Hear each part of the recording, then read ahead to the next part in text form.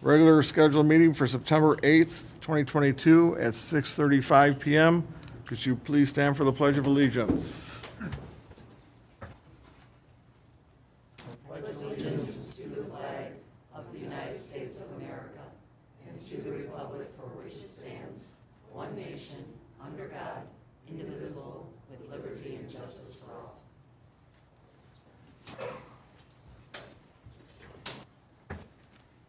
Thank you. Cindy, you mind calling roll call, please?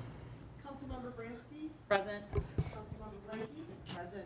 Mayor Carnegie? Here. Councilmember Kolka? She will not be here tonight. Councilmember O'Dell? Here. Mayor Pro Tem Sarnak? She's on her way. She's stuck in traffic. And Councilmember Sutherland? Present. Okay, at this time, I'll make a motion to excuse Suzanne Kalko from the meeting tonight for Second. a motion and a second. All in favor? Aye. Any opposed? Motion carries. Suzanne is excused. At this point, if there's any amendments to the agenda, please light on. Councilwoman Baranski. Yes, Mr. Mayor, I'd like to make two amendments to the agenda. I would like to amend the consent agenda, 6A, with the revised draft minutes from the special city council meeting Thursday, August 4th, 2022, that were presented to us today. Okay. And then also, I would like to add a 12B closed session to enter in, motion to add 12B to enter into a closed session for the purposes of discussing the labor union contract negotiations and strategy. Second. We have a motion and a second. Any comments and questions on those motions? All in favor? Aye. Any opposed? Motion carries. Mr. Mayor, I'd like to make a motion to approve the agenda as amended. Support. Any comments and questions on the agenda? All in favor? Aye. Any opposed? Motion carries. At this time, item 5, citizen participation on agenda items only. If you're in the audience or online and you will not be around for the entirety of the meeting, now's the time to make yourself recognized so we can hear you. And okay, none online and none in chambers. Oh, I see one. Ms. Lesage? Is that just the mouse? Someone needs their glasses checked. It did, I know. I'm in the cheap seats, I can't see it at all. I'll bring it back to the chair. Item 6, consent agenda.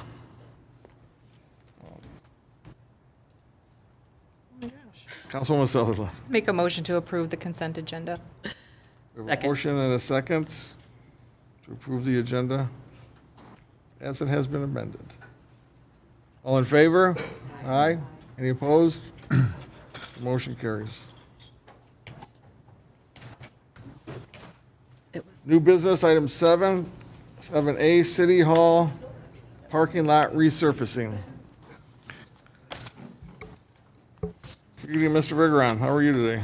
Good evening, Mr. Mayor, members of council. Okay, thank you. For you tonight is a request for a award of a construction contract for the resurfacing of the parking lot here at City Hall.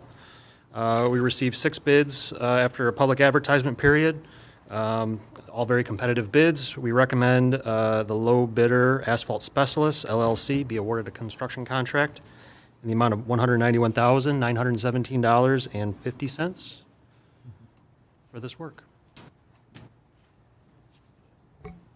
Can you give a, for the audience also, Mike, what's the scope of the work they're going to be doing? The scope of the work is a single course mill and overlay for the majority of the parking lot. The area that would not be resurfaced would be the area under the carports, as that's a task that isn't really well accomplished with most resurfacing operations to do effectively, and the product is less than desirable. So we've been talking with Mr. Ragsdale about an alternate approach to that area to make sure that the area under the carport is addressed as well. It'll be a single-course mill and overlay, 2 inches thick. We'll address any of the base failures with isolated repairs and restripe the parking lot in the current configuration. The project would be done in multiple phases to accommodate traffic in and out of City Hall, obviously public safety as well, and is intended to be completed next spring after the repair of the HVAC units, which we'll be bringing for you shortly. I know that was an item that we've all been monitoring. We thought it was a good time to bid the work, and we got very competitive prices for it. The contractor is aware of that schedule and is amenable to holding their prices until that time. Is there any way to address the carports to maybe have this all done at the same time then? So, because I know the carports there's some bad areas in those carports and that. Absolutely, and certainly if we're going to do those in concrete, which we would be the option that we would prefer, we would do that before the resurfacing is done. As Mr. Ragsdale and I were just talking about possibly having a couple of different options to have that done before the resurfacing is done. Okay. Any other comments, questions from council? Councilwoman Baranski. I'd just like to make a motion to approve the City Hall parking lot resurfacing as proposed in the packet. Second. We have a motion and we have a second. Any comments from the audience or questions on the motion? Back to council. Any questions? All in favor? Aye. Aye. Any opposed? Motion carries.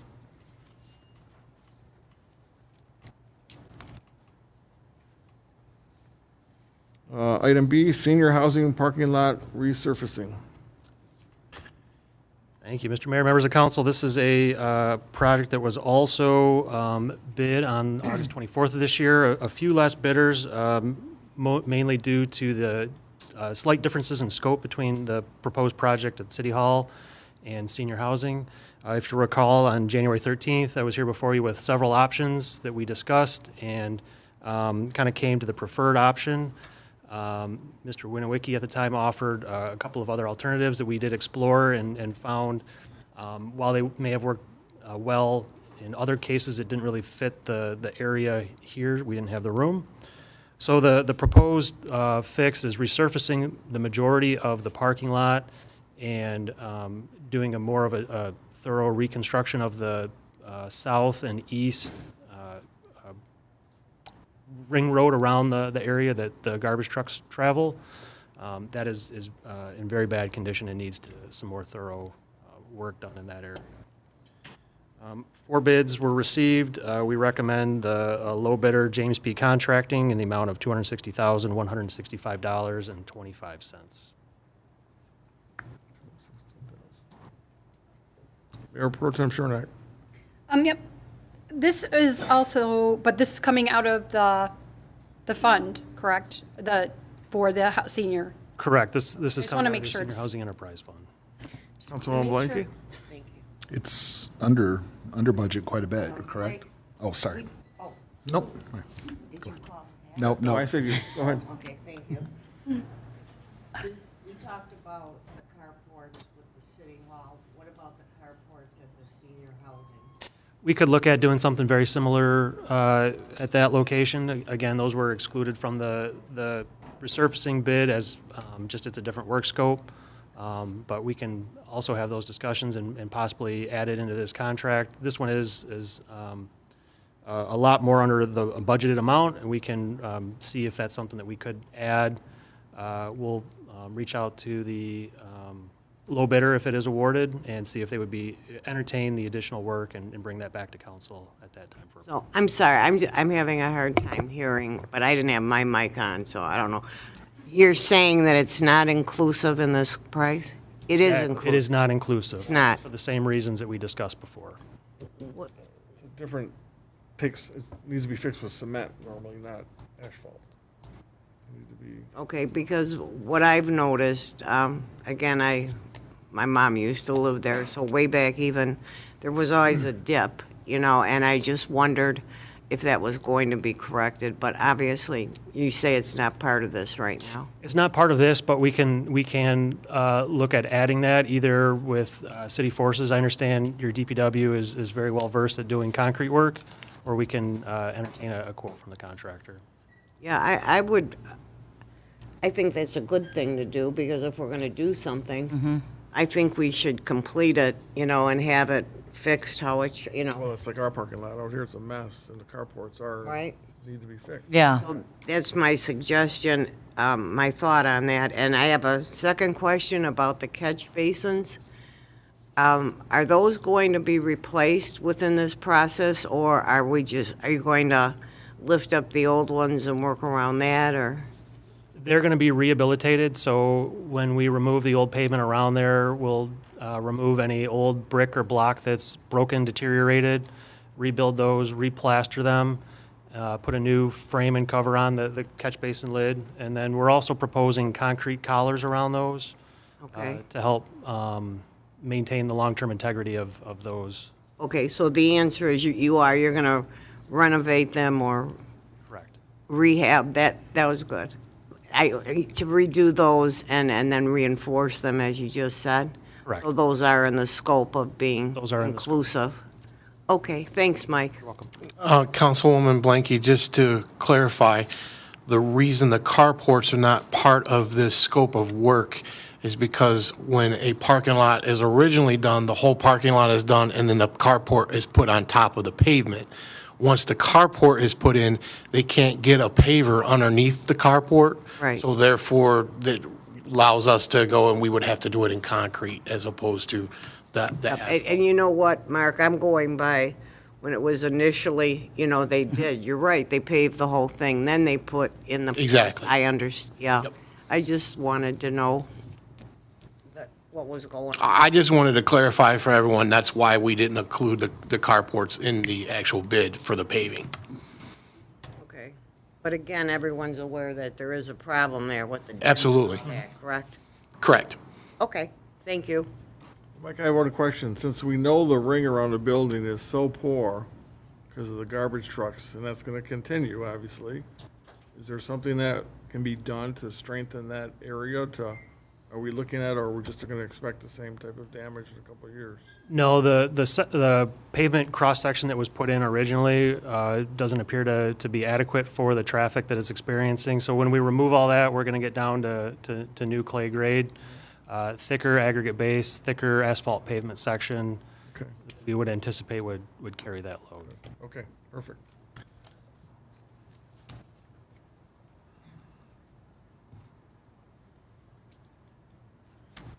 Councilwoman Baranski. I'd like to make a motion to approve the senior housing parking lot resurfacing as proposed in our packet. Second.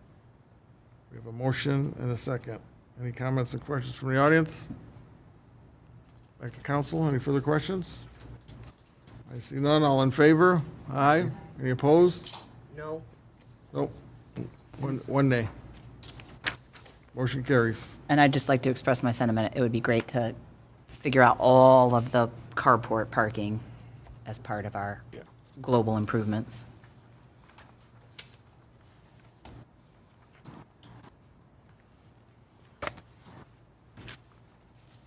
Item C, water service material investigation.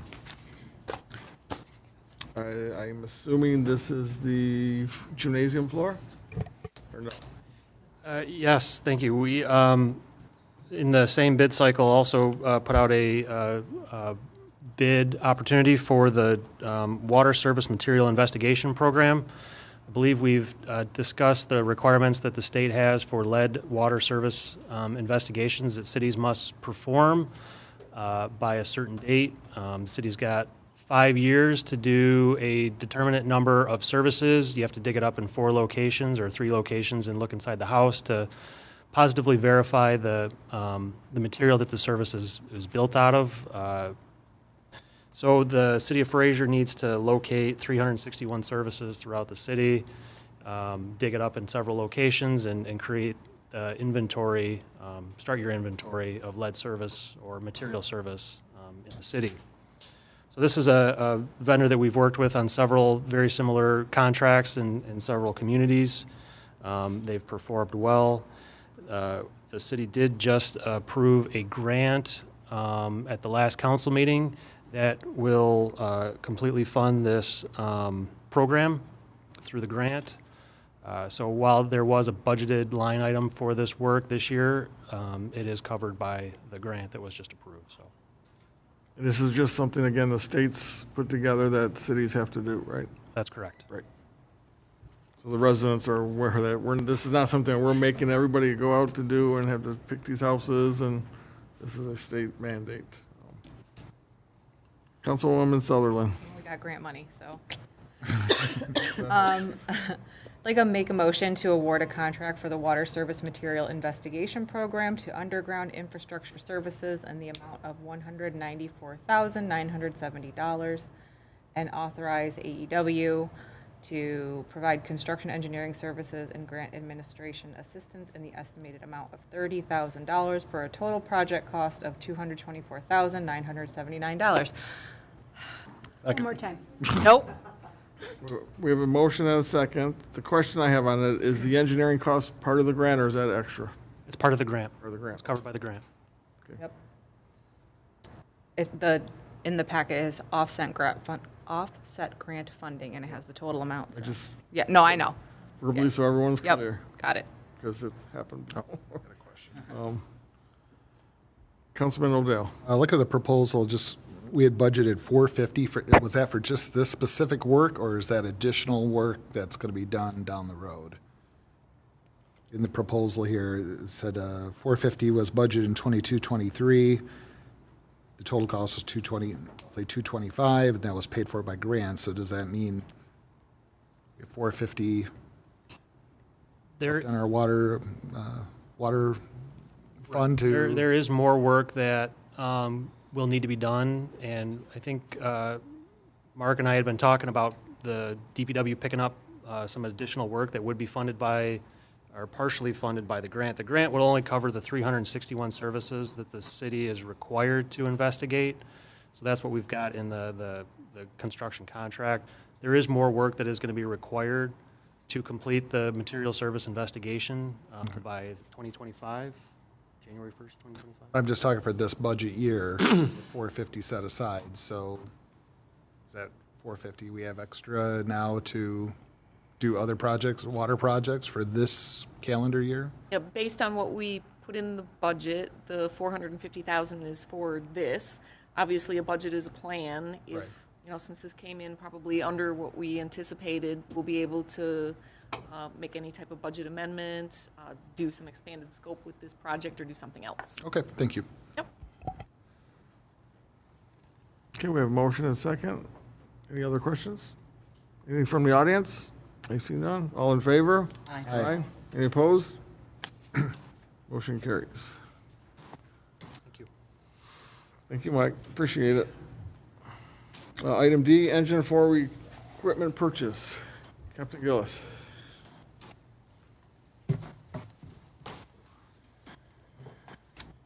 Good evening, Mayor and Council. I'm here tonight on behalf of the Department of Public Safety to request some material equipment to purchase for our new Engine 4. The council was gracious enough to approve the purchase of the new truck, and the guidance was to come back with the equipment that we'd like to purchase to put on this new apparatus.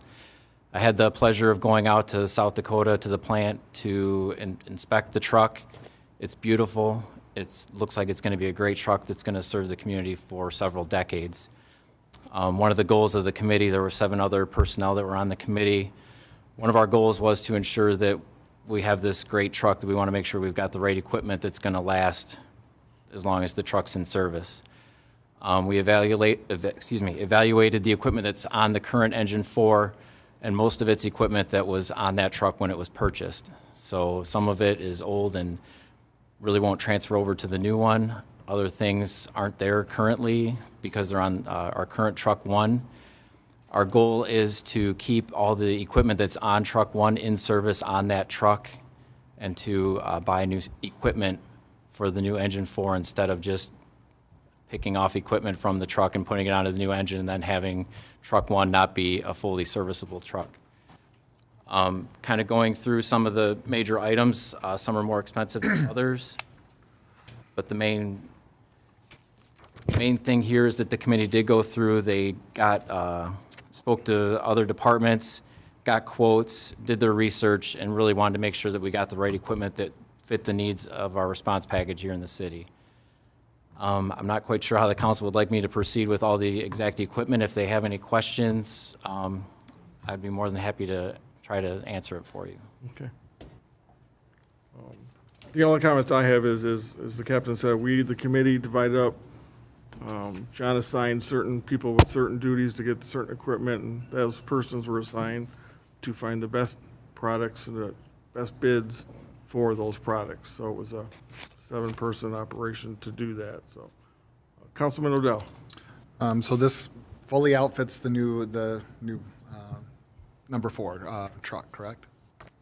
Based on what I've seen, the one or two other expenses that we'll have is the actual outfitting of when we go to place the equipment onto the truck is going to be having the right brackets to mount the equipment. The manufacturer has given us a contact number for someone who goes and outfits these trucks. We would have to have him come out and kind of give us a quote of what it would take. I'm not sure that it would be overly expensive, but it would definitely be something that I would work with the city manager on and keep everyone informed of what that's going to cost. I'm unable to do that until we have the truck and until we have the equipment that we want to put on it. He would come out to our station and kind of walk us through the best way to set up the truck. That's the main expense that we're going to have left with the truck. And you're asking for the total amount, all priced out as $26,017.96, correct? That's correct. Okay, And we may even be able to save some money. I was at the fire chief's meeting yesterday, and they put out a group bid for the positive pressure fan, and it was going to be several $100s cheaper if we went through them, through their group quote, which all we have to do is call them and say we're with Macomb County, and we'll save $200 to $300. So I'm hoping as we go through and make these purchases, we might be able to Yeah, do that. save a little bit of money as we hear things from other departments. Perfect. So with that, I'd like to make a motion to approve the Engine 4 equipment purchase as submitted for $26,017.96 to be taken out of the forfeiture fund, correct? Motion, we have a second. Councilwoman Baranski. Yeah, I just wanted to praise the committee for doing what we asked. This isn't, the people that voted no to the fire truck were not voting no to the fire truck. They wanted to see exactly what you gave us. Each piece of equipment in this packet has 3 different prices. You're picking based on your professional opinion, the right quote, the right price. It's very transparent. It's how our city taxpayers are used, and I'm happy to support it. So thank you for giving it to us in advance so that we could take the time to review it and know that the vote is a good vote. Thank you. Mayor Pro Tem Schornak. So was that a yes or no? Because that was my question. Is it coming out of the drug forfeiture fund, or was it something that we did budget? So the way that we set up the budget is that we have a transfer in from gambling forfeiture of $658,395, a transfer in from drug forfeiture for $110,000, and then in the public safety capital projects fund, we have new engine pumper plus outfitting from the gambling forfeiture in that $658,595. It's the patrol vehicles that are actually the drug forfeiture in the $110,000. Yeah, the truck has to come from gambling. Yeah, that part I knew, so that doesn't really answer my question. Is it coming out of the general fund, or is it Amend coming my from the motion transfer? from the gambling. It's coming from the forfeiture. transfers. Thank you. Yes. Because I'm like, you're just saying that we're buying the cars, and I know we're buying the cars too, and I know we're buying the truck, and I'm like, that seems right about where that money comes to. So from the accounting perspective, you'll actually see it come out of the capital projects fund. That's fine. But for the capital projects fund, we have money coming in from the gambling and drug forfeiture Right, to cover you're just all of moving those it from one capital GL to expenses. another. That's Yep. not a problem. I just want to Yep. make sure it's coming out of where we budgeted. One of those funds, yes. Cool. And then we're hoping that we can show off the truck at the open house, October 1st, so that's. Driving it from Iowa. They are. Oh, they are. Are they flatbedding it, or? No, they do drive it. They do drive it. That actually breaks the engine. Oh, it makes or sense. be and all that. It seems like a lot of gas. They do drive it. But, yeah. They own it until it gets here and it's signed off, so, Okay. So he did amend the motion. yes. And do you amend the second? I amended from the gambling forfeiture. Gambling, not drug. Yeah. Okay. Any comments or questions from the audience? Second council, all in favor? Aye. Any opposed? Motion carries. Thank you very Thank you, much. Captain. Appreciate it. Thank you.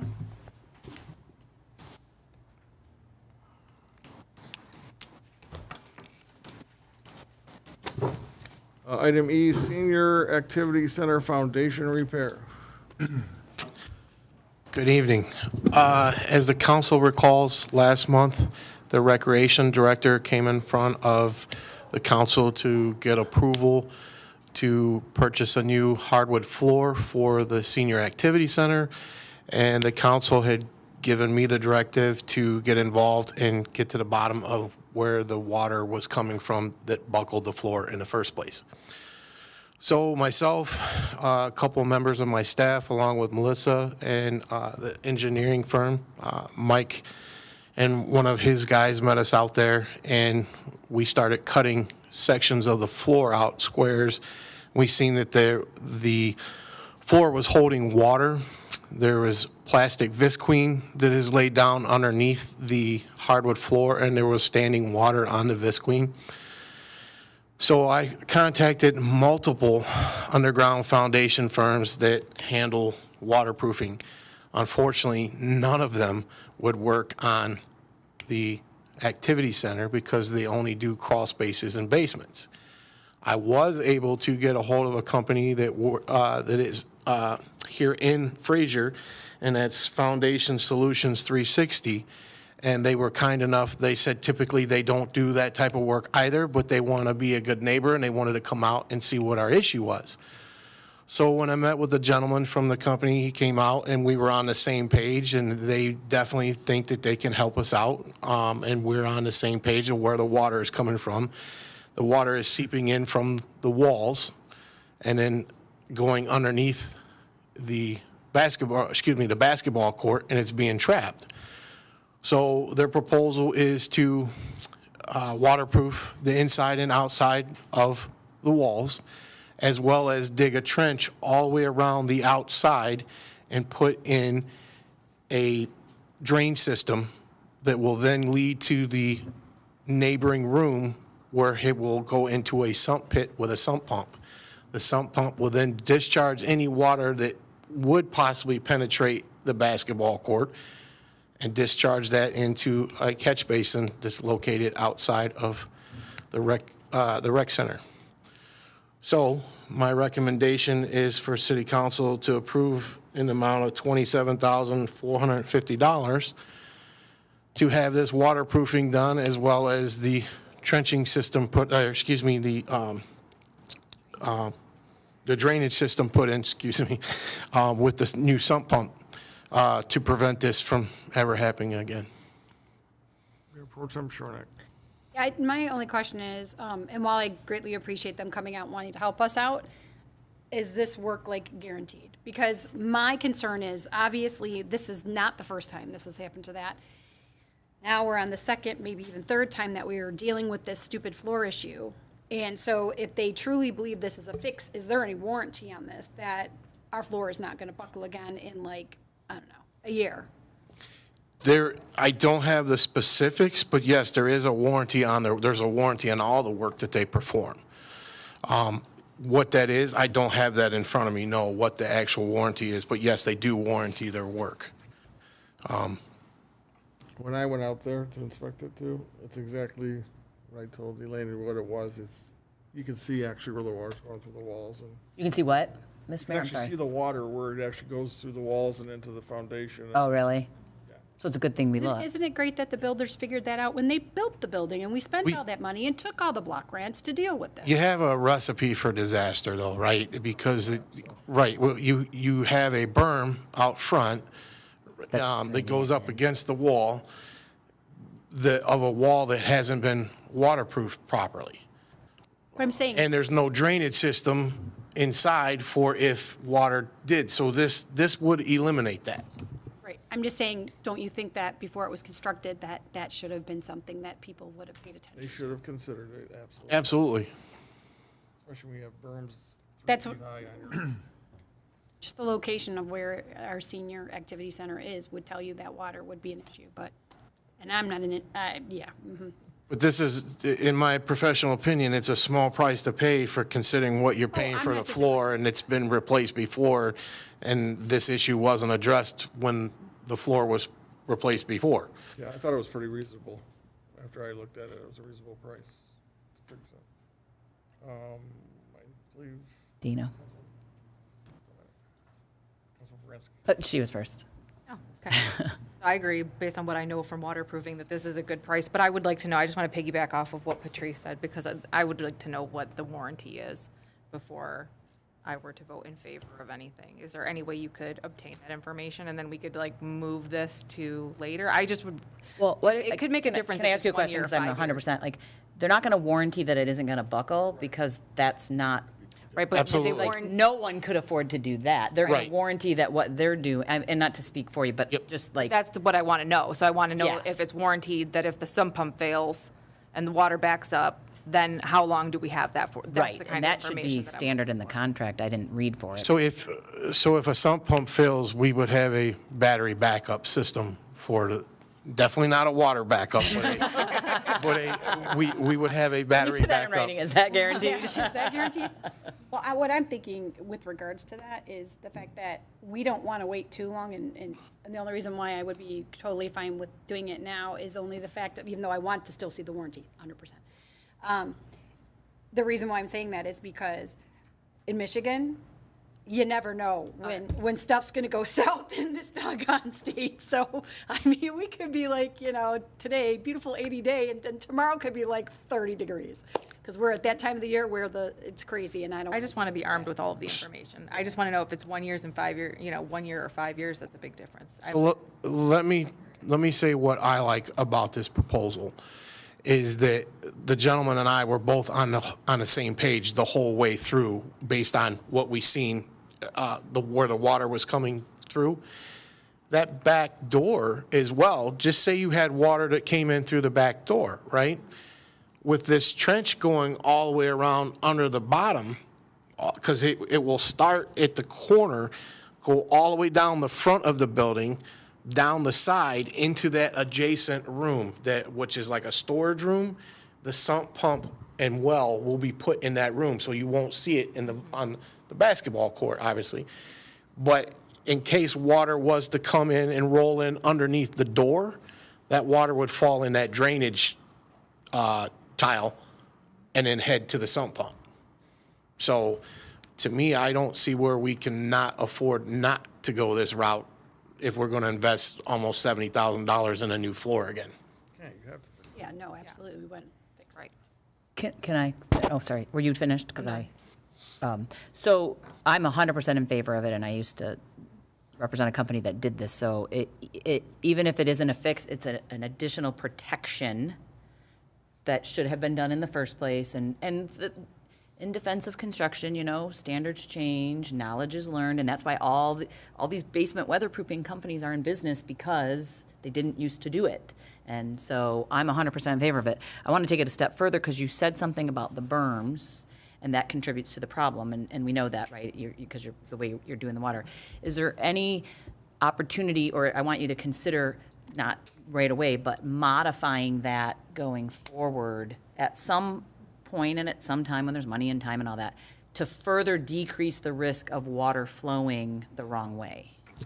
I was already on it. I was ready to have my guys come and remove the berm totally, along with those trees that are out front of it. Because in my opinion, those trees could be something that, once they get in there, we may find that the tree roots are going through the wall as well, that's causing part of the issue. And I Don't know that it is, because I can't see underground, but I would have never planted trees in a berm that close to my wall. And I see behind you, although the audience can't see, Mr. Vigoron is vigorously agreeing with you. So I 100% encourage anything that can be done, especially at little to no cost, through manpower hours, which is a cost but not a financial outlay, to reduce the risk. I mean, we can do different landscaping later, but if we're fixing it, let's fix it once and be done. The whole design of the building was kind of wrong. Well, yeah, well, now that's us. Third time's a charm. 7 of us fix it once and be done. So The brick, I honestly don't think the brick actually goes all the way down to grade, it goes to the berm.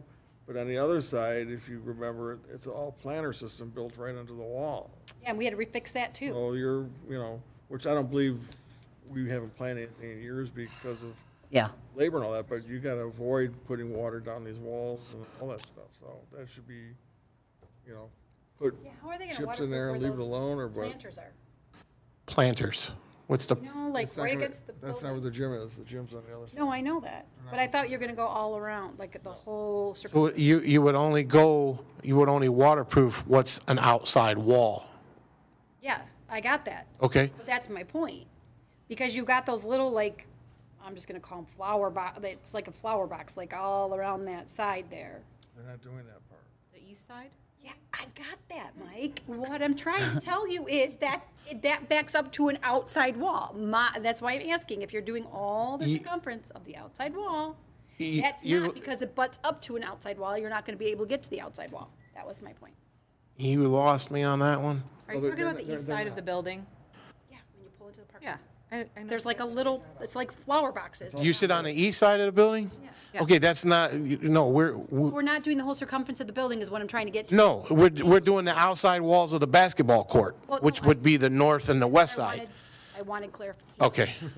I thought you meant the entire perimeter. I'm gonna get No. a whiteboard and I'm gonna start drawing stick You figures. just didn't listen. He kept telling you that. You didn't listen. Thought it was.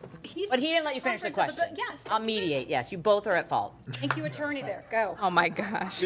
Either way, Just to be clear, though, the council is okay when our schedule permits for us to start removing the berm out front. Oh, have at it. you have to make sure the brick goes down to grade. We have to leave it visually appealing, but we can talk about that after. But We can take care of this. can later. we, let me ask that question then to clarify. Is it more prudent to do a trench around the entire exterior, or, the entire perimeter of the entire building? Is water getting in the other areas? We don't know because we didn't look under. So they will be digging a trench. They're gonna take a small excavator, climb up the berm, and they're gonna be digging a trench all the way around the outside of the building. That's how they're gonna get down and expose it all and waterproof it. On the inside, they'll just remove all those panels that are on the wall that are, that keep you from hitting when you're playing basketball or whatever. They No, I got keep you- that. Yeah. But I thought I heard you and the mayor both just say you're only doing the weatherproofing on the basketball walls. Correct. My question is, should we do the weatherproofing on all of the walls of the entire building? We don't have any water issues on any other part of so, which also would lead me to believe that part of that issue is that berm, right? Okay. That's trapping the water in there. Okay. And I guess we could always do that later. Absolutely. One, Amy, is actually cement and parkway, so you'd have to cut the whole sidewalks, remove everything, all the sidewalks, everything. Yeah, no, I'm just trying to figure out to make sure we're addressing the entire problem and not doing this and then, piecemealing it. So with that being said, I'll make a motion to approve the Senior Activity Center Foundation repair as submitted and presented in the packet. Second. Mr. Denault. Thank you, Mr. Mayor. I just wanted to suggest that we may have to have a preliminary motion first. We don't normally run into this, but because it's a sole source purchase, Okay. our ordinances require that it be unanimous, that the council determine, after reviewing the information presented by administration, that there is only one source for the required services that are needed here. And then there are 6 different ways you can justify that. I think the one that applies here is that the sole source request is for an item of service that will meet specialized needs of the using agency or perform the intended function, which is not available from other sources. So you need to be unanimous that you agree that this is the only source that we can use based on all the work that has been done. If you do unanimously agree to that, then you can move forward, I think, with the primary motion. I will withdraw my motion based upon the description provided by our attorney. You support that?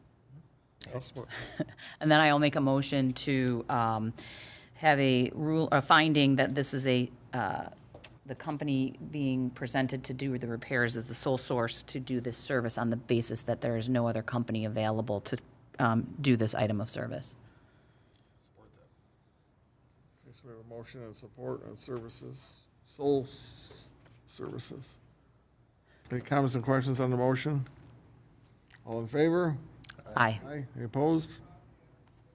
Councilwoman Sutherland. I just wanted, so Councilwoman, or Mayor Pro Tem Shornack, that she found the warranty. Yeah, but it says, I'm assuming, because this is what's attached to the whole thing. And just so you know, Mark, it says, there is no warranty of merchantability or fitness of the particular purpose other than as set forth in this agreement, but it doesn't go into like what that is. Upon completion of the services, FS 360 will provide customer with a separate written limited warranty. So obviously, it's not pre-discussed because it's limited. and- So the limited warranty is just what Councilwoman Bransky had said. All they're going to warranty No, I know is, it's what they're doing. exactly. I got, Okay. but it's just not, it's not super specific. I guess, so I'd still want to see the specific one because they say they're not going to give you your limited warranty until the work is done. So I'm going to make a motion that, subject to receipt of an industry-standard warranty being received and reviewed by, by you prior to the work being initiated, that we award the contract for the Senior Activity Center Foundation repair as articulated in the packet. Boom, second. Okay, motion and second. Any comments or questions from the audience? Any back from council? All in favor? I'm sorry. Ms. Lesage? A real hand this time. It's yellow this time. Hey, I figured it out. Laura Lessig, 15201 Fairview. I don't recall, you said the packet, but do you need to specify the amount of money for this project? And the other question I have is timing. How soon can this get completed? Because I think this has been an issue since maybe June of this year, and nobody's been able to use that gym for a while here, and we're getting into the winter months where it would be most likely used a lot if we could get that senior center back open to its capacity. So just a few questions there. Thank you. Mark, do you know about timing? So the gentleman said that once it went in front of city council, again, because they are residents of Fraser, they would do their best to get it on the schedule as soon as they could to help accommodate us. So, but he did not give me a specific date because, I mean, I had to go in front of city council. I mean, so it's, you guys only meet once a month and, you know what I mean? So, but he did tell me that, so. Your question? I've had multiple conversations with, like Bigger on, Sarah and Mark talking about kind of the process rolling forward with that. Certainly, we've had a lot of problems in the past, and we want to hopefully make this the last time that we do this. So we want to make sure that we want to make sure that we do everything correctly. With that said, knowing that we've had roof problems and acknowledging that there could be other problems, we want to make sure when this work is completed, before we put the floor in, that we know we don't have a leaking roof. We don't have other issues.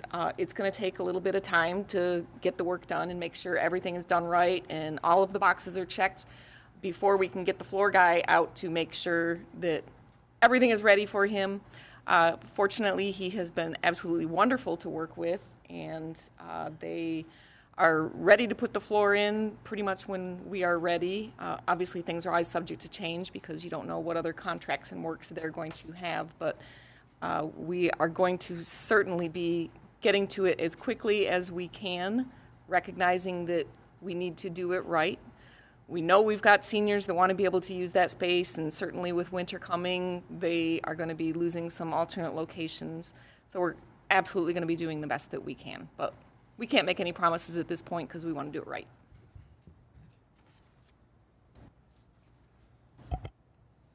Okay.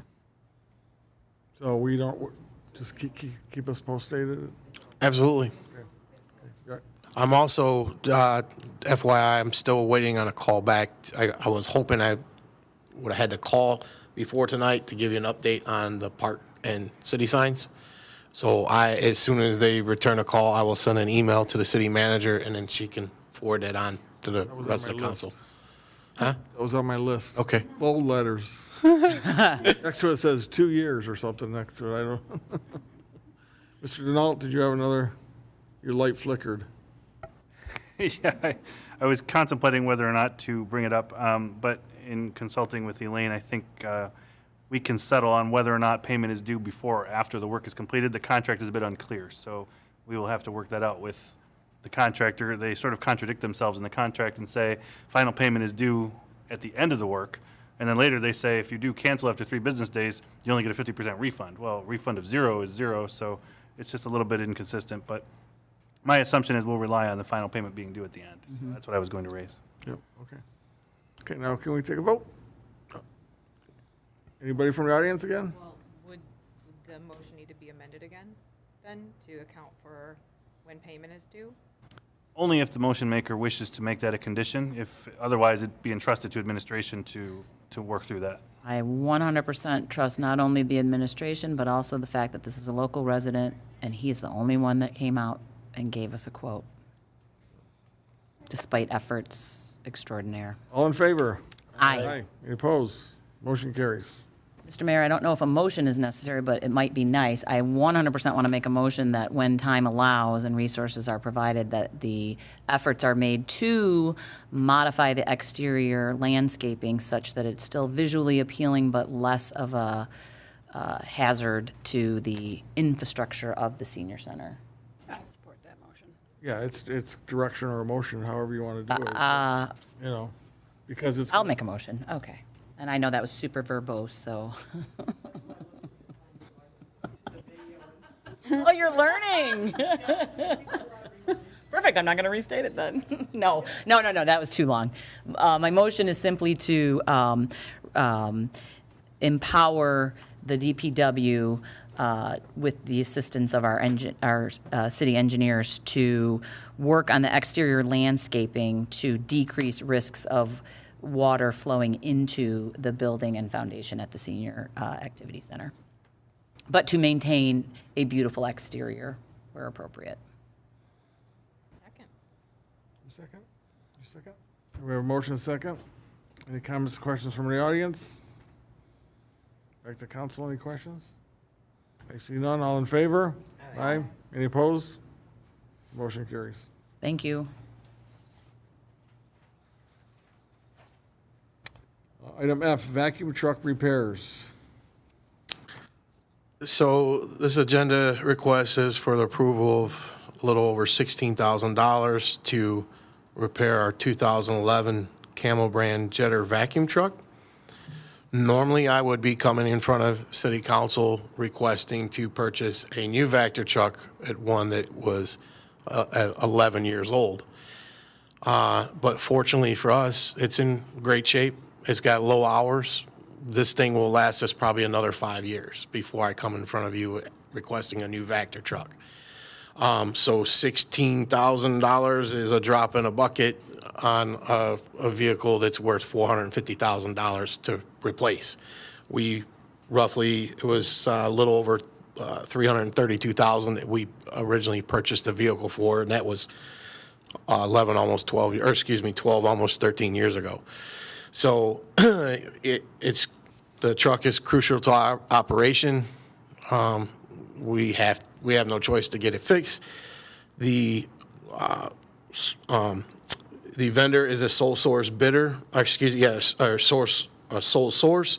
They're the only Camel dealer in the state of Michigan. This is where we bought the truck. They're the ones that service it all the time. So there was no other bids received. I'm requesting that the city council approve the amount so we can get our truck fixed, so in case we have any major sewer backups, or we can get back to our normal routine cleaning of the catch basins and the sanitary sewers. In layman's terms, what's wrong with it? What's that? What's wrong with it in layman's terms? We got some issues with the boom, with the Vector portion of the boom. The front part, the, Yes, the part that comes out that we use to suck things out of the catch basins and and there's some issues with some of the latches. airports, I'm sure not. I actually was just gonna make a motion to approve, the $16,172.42 for the repairs. We need the motion before the motion this time again also because of the sole Yeah. source. Oh, and all the sole source information that our attorney has provided, throw that in there for the vacuum truck. I think it has to be separate. Don, Do you need a motion before the motion? Don, you don't even need to come to meetings anymore. We need a pre-motion motion. Right. We need a Right? pre-motion motion? You can do it as one question, but if someone wants to divide that question because maybe they're going to vote no on one or the other, then they're allowed to divide it. If nobody says, I wish to divide the question, you can do it as one motion. Anybody wish to divide the question? No. Okay, then I'm doing it as one motion. Per all the legalese, for our attorney, on sole source, I still would make a motion to approve the vacuum truck repairs needed to, for the Camel. Is it Camel Company? Where is it? Camel, North River Trucking is the company, the brand of the vehicle is Camel. Okay, for still the amount of $16,172.42, because I do agree that if we can keep something around for another, 5 years and not pay $450,000, I'd like to see that happen. We have a motion and a second. Any comments or questions on the motion from the audience? No. Back to council, any questions? I see none, all in favor? Aye. Aye, any opposed? Motion carries. Item G, FHS Homecoming Parade. It's this month, September 23rd at 1800 hours.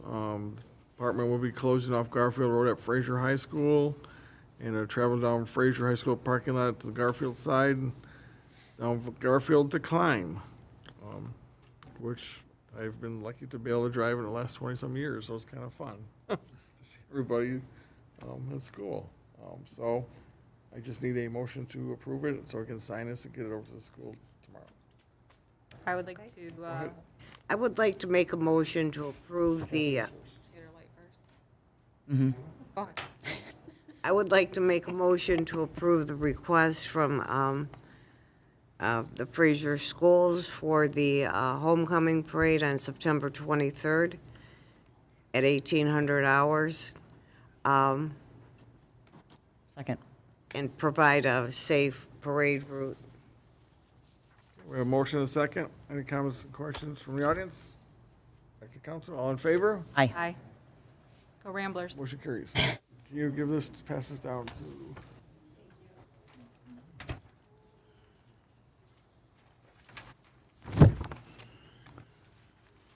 Item H, MML designation and voting delegate. Ms. Lane, this is something we talked about last week, and if you want to go ahead and take the lead, go ahead and. So we are members of MML, which is the Michigan Municipal League, and as a part of being a member, we are allowed to appoint officials that can be the voting delegates for the conference.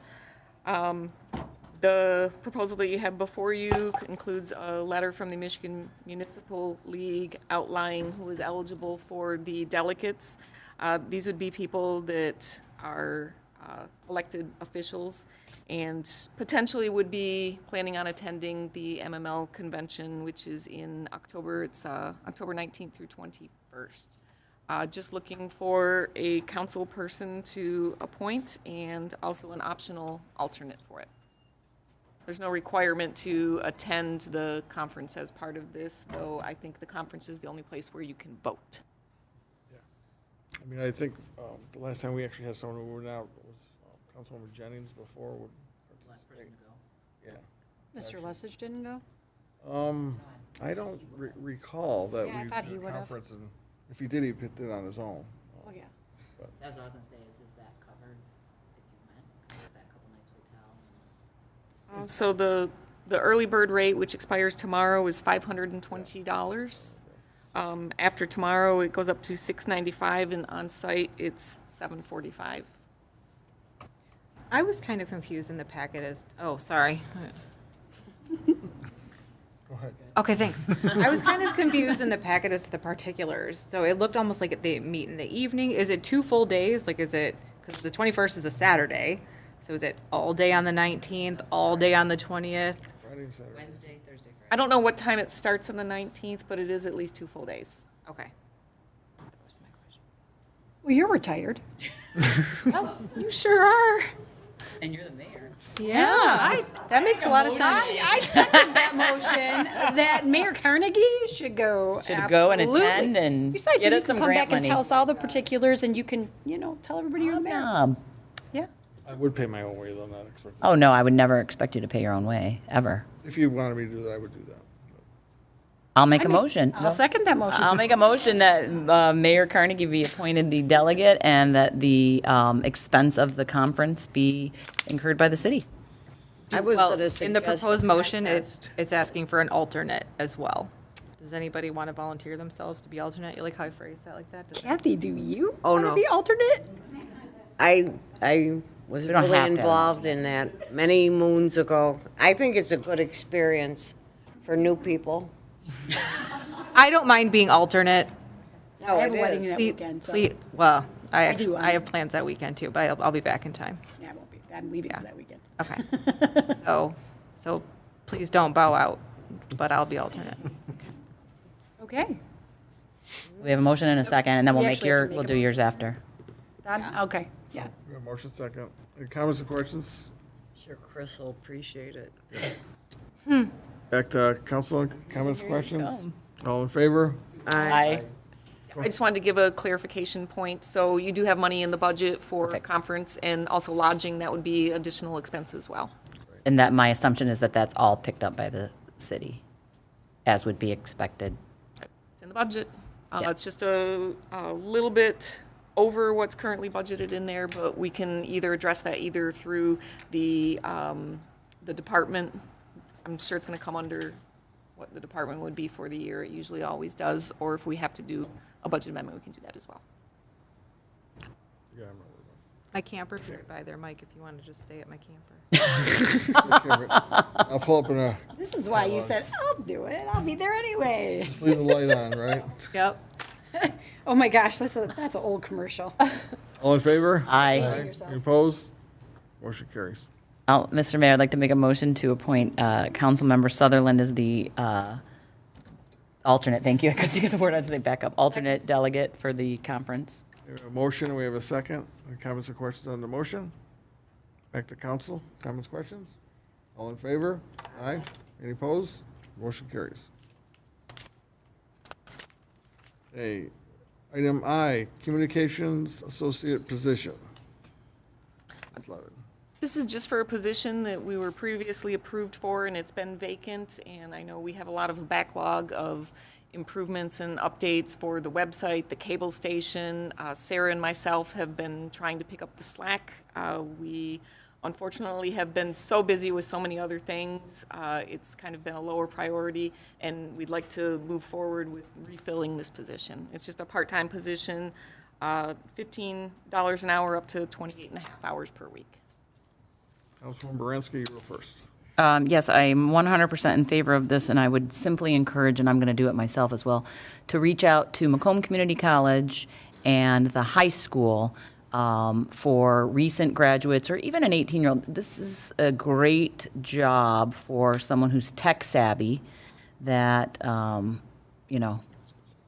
yeah, I wish I was, but, so I'm 100% in favor of it, so I'll make I don't know if you need a motion, because we already approved it. I don't know what you need from. Well, we've kind of had this moratorium on filling positions even when they become vacant. Oh, right. So And I'll make a motion looking I'll make a motion to authorize the city manager to fill the communications associate position. We have a motion? Second. Second. Any comments and questions from the audience? Councilwoman Blanky. I think this is a great idea to get someone in, and as you said, Amy, with maybe someone from the community that has the skills and talent to do that. I noticed that under the responsibilities, it mentioned supporting Zoom meetings for the city council and other commissions and committees. My question is, are we now set into the technology of Zoom meetings, every meeting? I mean, does this go on I mean, is that like as much of a part as a slide presentation or something like that? I think ultimately that would be council's decision if you decide that you want to continue on paying for that service and providing it as an additional means for the public to participate. Well, you know, I'm just of the opinion, my opinion, and we all know how much I love all that stuff anyhow, but, I just think it's time to evaluate it, to reevaluate it. You know, I know you had mentioned before, not that we don't like to see Mary here, I'm sure she loves coming, but, you know, I mean, we talked about this before, and I think the conversation was, we'll do it for a little bit longer, blah, blah, blah, you know, so what's a little bit longer? Maybe until the end You of know, the year. does anybody have any suggestions? I mean, if you think we need it, I'm the first one to back off on this, but I'm just curious. For government's definition, longer is lifetime, so. just- I've noticed that. Are we Oh, only it doing is it for compensation. council, right? We're not doing it for any of the other boards or commissions? We're not paying for the, It's only for council. and they're not recorded either, correct? The other meetings? Council, they're recorded. No, I'm sorry, the other commissions, are they recorded, those meetings? I think some of them have been, Well, just because there's, Have been historically. I don't know. When I was on Parks and Rec Commission, it was always recorded. Okay, but they're not zoomed. We had Zoom meetings during the pandemic. Yeah, no, that's, yeah, no, I'm But post, since then, well, I think they only recently. That's what I started thought, coming yeah. Back into chambers, but they didn't have quorum last time. But I had asked the question when I stepped up to be the liaison of whether or not I would be able to attend those meetings remotely, and asked if that would be an issue. Remember, and Don said he didn't think so because I wasn't voting and Right. da-da-da. So I was under the impression that there was going to be Zoom access for commission meetings additionally. because I think we only That's not gonna be a deal approved breaker it for for me, but council. And I agree, you should always evaluate your expenses, because it's not just the money, it's also the time and the effort and the technology. And there are expenses, there's real expenses. You're paying for a Zoom subscription, we're paying for someone to run it. And as much as people think someone else could do it, there's a lot going on here, and we never want to forget someone, and participation has decreased. The one thing I will say that's a benefit, though, especially with our department heads, it gives them the ability to go home, eat dinner with their family, and participate in our meetings. And to me, that's invaluable, because they are not getting the unlimited overtime that occurred in the past. And so for that reason, because I'm with you, because I'm like, oh, do we really need it? But then I'm like, and to allow people to participate remotely where the law allows it in any capacity. So I agree the conversation's good, and I'm Well, on the fence, but I'm kind of leaning towards. Well, and it's, you know. I think we Elaine- can. why don't we get a price? I think we can Yeah. get some answers to some Yes. of your questions about the other boards and get some kind of numbers and be able to kind of put a package together for you to take a look at and consider, is this something we want to continue moving forward with? I know we've had the YouTube issues as well when we changed from Gmail to Outlook. That's something that we possibly are going to need to look for another platform for that as well. So that's something that we'll work on, and we'll try and get to you for the next meeting. Well, you know, you mentioned, well, what do we want to do?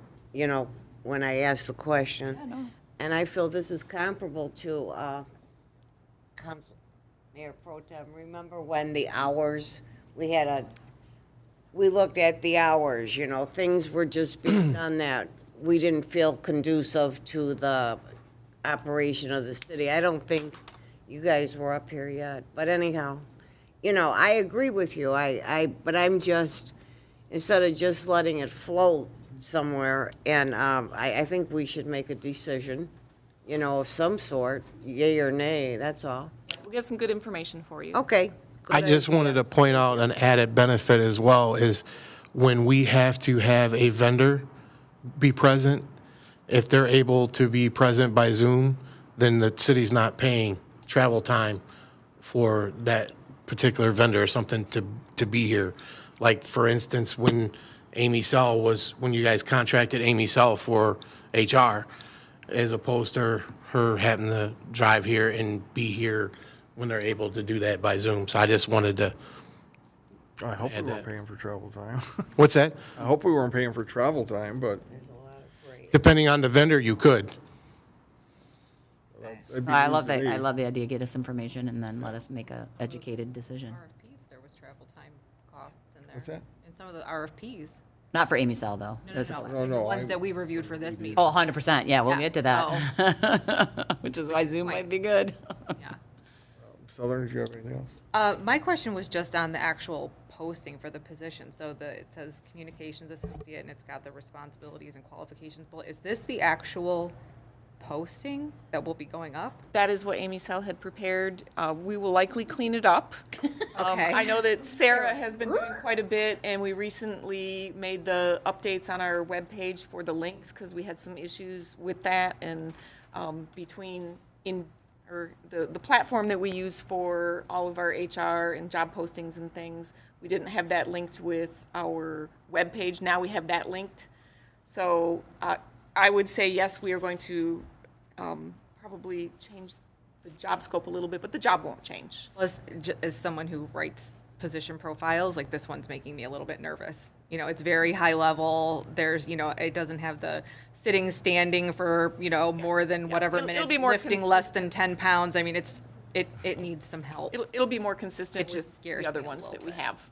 I'm slowly going through each position that we have within the city, especially non-union, and addressing to getting them into a boilerplate standard for all of the job descriptions.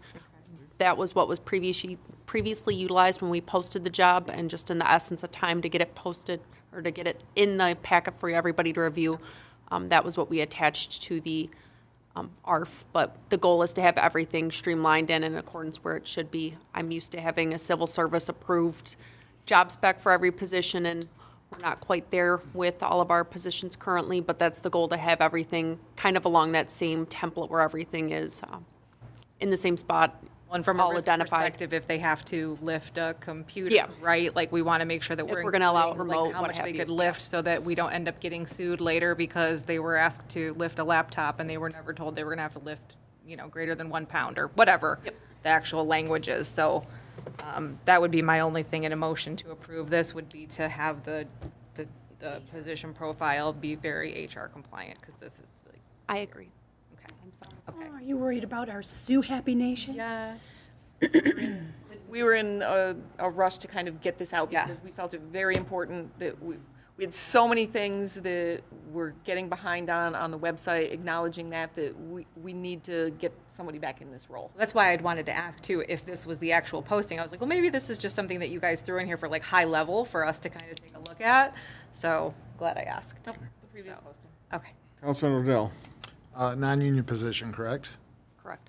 Okay, so, and then is there, ideally, when we're looking at the cost of whether we're keeping Zoom or not, this person would be the primary Zoom handler, correct? Versus, because it'd be much more financially responsible to have someone that's at a lower pay rate that can handle that job than at a higher one. And then is the job description, do we really have 28 hours a week worth of IT support work, or is this job It's going to up cover? to, it's up to 28. Up to, so it could, it could be 10 hours a week, it could be 28 hours a week. Initially, I think catching up, there's going to be a lot of cleanup on the website, the cable station, getting things up there, and then it'll be maintenance. And will it be able to encompass other things as needed? Like if you guys need someone to handle something outside that purview that's That's where the general updated labor? position profile comes. There will be some restrictions, because we can't go above and beyond the job description or interfere with any of the union positions. Other duties as assigned. That's a lovely That's, catch-all. yeah. Love that line. Just to utilize the most out of it, and if someone's only getting 10 hours a week, they're more likely to leave, but if they can do other work that's not covered by the union contracts that, we need done around here, I'm sure to take off your guys' plate, that would be a good way to utilize that, so, all right, that's it, thank you. Mr. Denault, did you have a question? Just an observation. One of the questions that was asked was, which meetings are we recording and/or streaming? If you go to the City of Fraser's YouTube page, which I've never actually looked at this page, the video subsection of it, they have the Planning Commission, the council, the zoning board and Parks and Rec are all videos that are accessible and available to everybody to watch their meetings. I don't know who's in charge of the little label that goes at the bottom explaining what meeting it is, but I'd like to have a talk with whoever it is that does the zoning one, because it's inconsistent and it's wrong both times. But other than that, all the videos are there going back Turn your at mic least on. to 2020. They go back to October 30th of 2020. I'll have a talk with him later. Oh my gosh, that's awesome. Councilwoman Sutherland. I think Laura Lesich might have her hand up again. Okay. Yeah, I have to, Oh, sorry. Councilwoman Bransky. Yeah, along those lines, when we were just talking about videoing, because someone asked me, I used to go on the website and watch the videos, because I'm older, and we don't have those anymore. But there was a cost to those, right? So a lot of things changed when the city got the grant for the Key West equipment in there. So that kind of changed the whole scope and how things were done because of the interactivity and the capabilities of the equipment, and that's something that we have to take into consideration. So we'll certainly have to bring Ed in to our conversation and talking about what's going to be our best option going forward for streaming the meetings. And that's something you guys are working on behind the scenes and plan to come to present to us. Yeah, And 'cause- it kind of all rolls together. It's like, Yeah, we've been requesting to have a process manual, so anyone without his skills can come in here and be able to just get the minimum going for recording a meeting and shutting it down at the end of the night. good, So we're working towards that. awesome. Ms. Lessig, did you have a comment based on the agenda item? Well, I'm going on your vote. Right. You're voting for a position, right? Right, yes, go ahead. So, geez, what's going on? Two of you. I'm surprised that this had to come to council for approval for this position.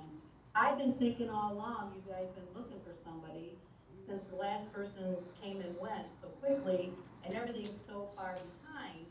I didn't think you needed to come back and get approval again. Plus, it's like, the city manager mentioned, everything is so behind, so outdated. This is embarrassing to me as a resident, for anybody looking at our website for job opportunities or just to know what's going on and who's doing what, where, when. It's just embarrassing. So I would think that you would quickly try to get this position filled, and I'm sorry, but $15 an hour is nothing for what this person has to do.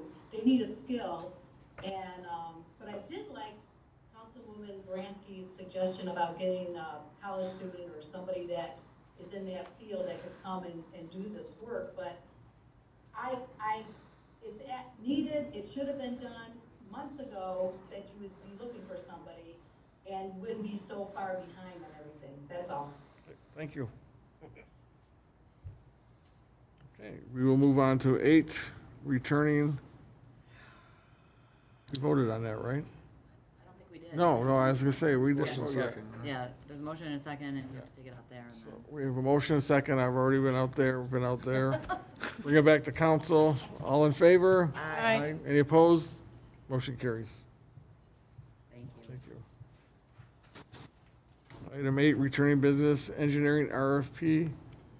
And B is legal RFP, and I think we ended it last meeting was to come back with our top 1 or 2 candidates. And Elaine and I did talk about that too, and if we had a 1 or 2, that we would bring those 2 back in for personal interviews at the upcoming meeting to talk with them, so.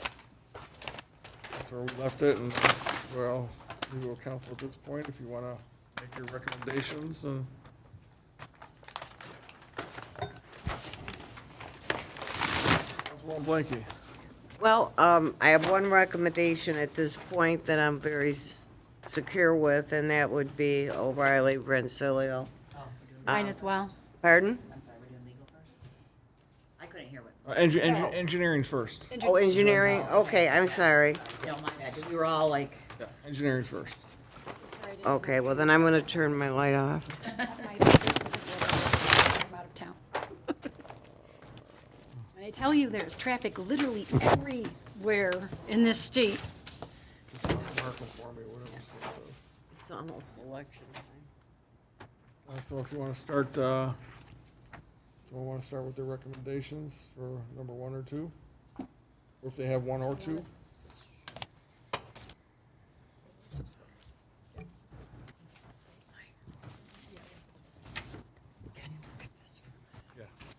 are my two. Councilwoman Baranski. Okay, my recommendations for engineering, my top two, well, or two of my top 3 or 4, would be our current vendor, Okay. and then Giffords Webster. And the thing I liked about them, they were not charging for meetings and they had lower design fees. Okay, let me just make a couple notes. And obviously, our current one has the experience and legacy. Okay. Got you Griffiths and Anderson, AEW. With no meeting charges or design fees. Okay. AEW and Hennessy Engineers. AEW.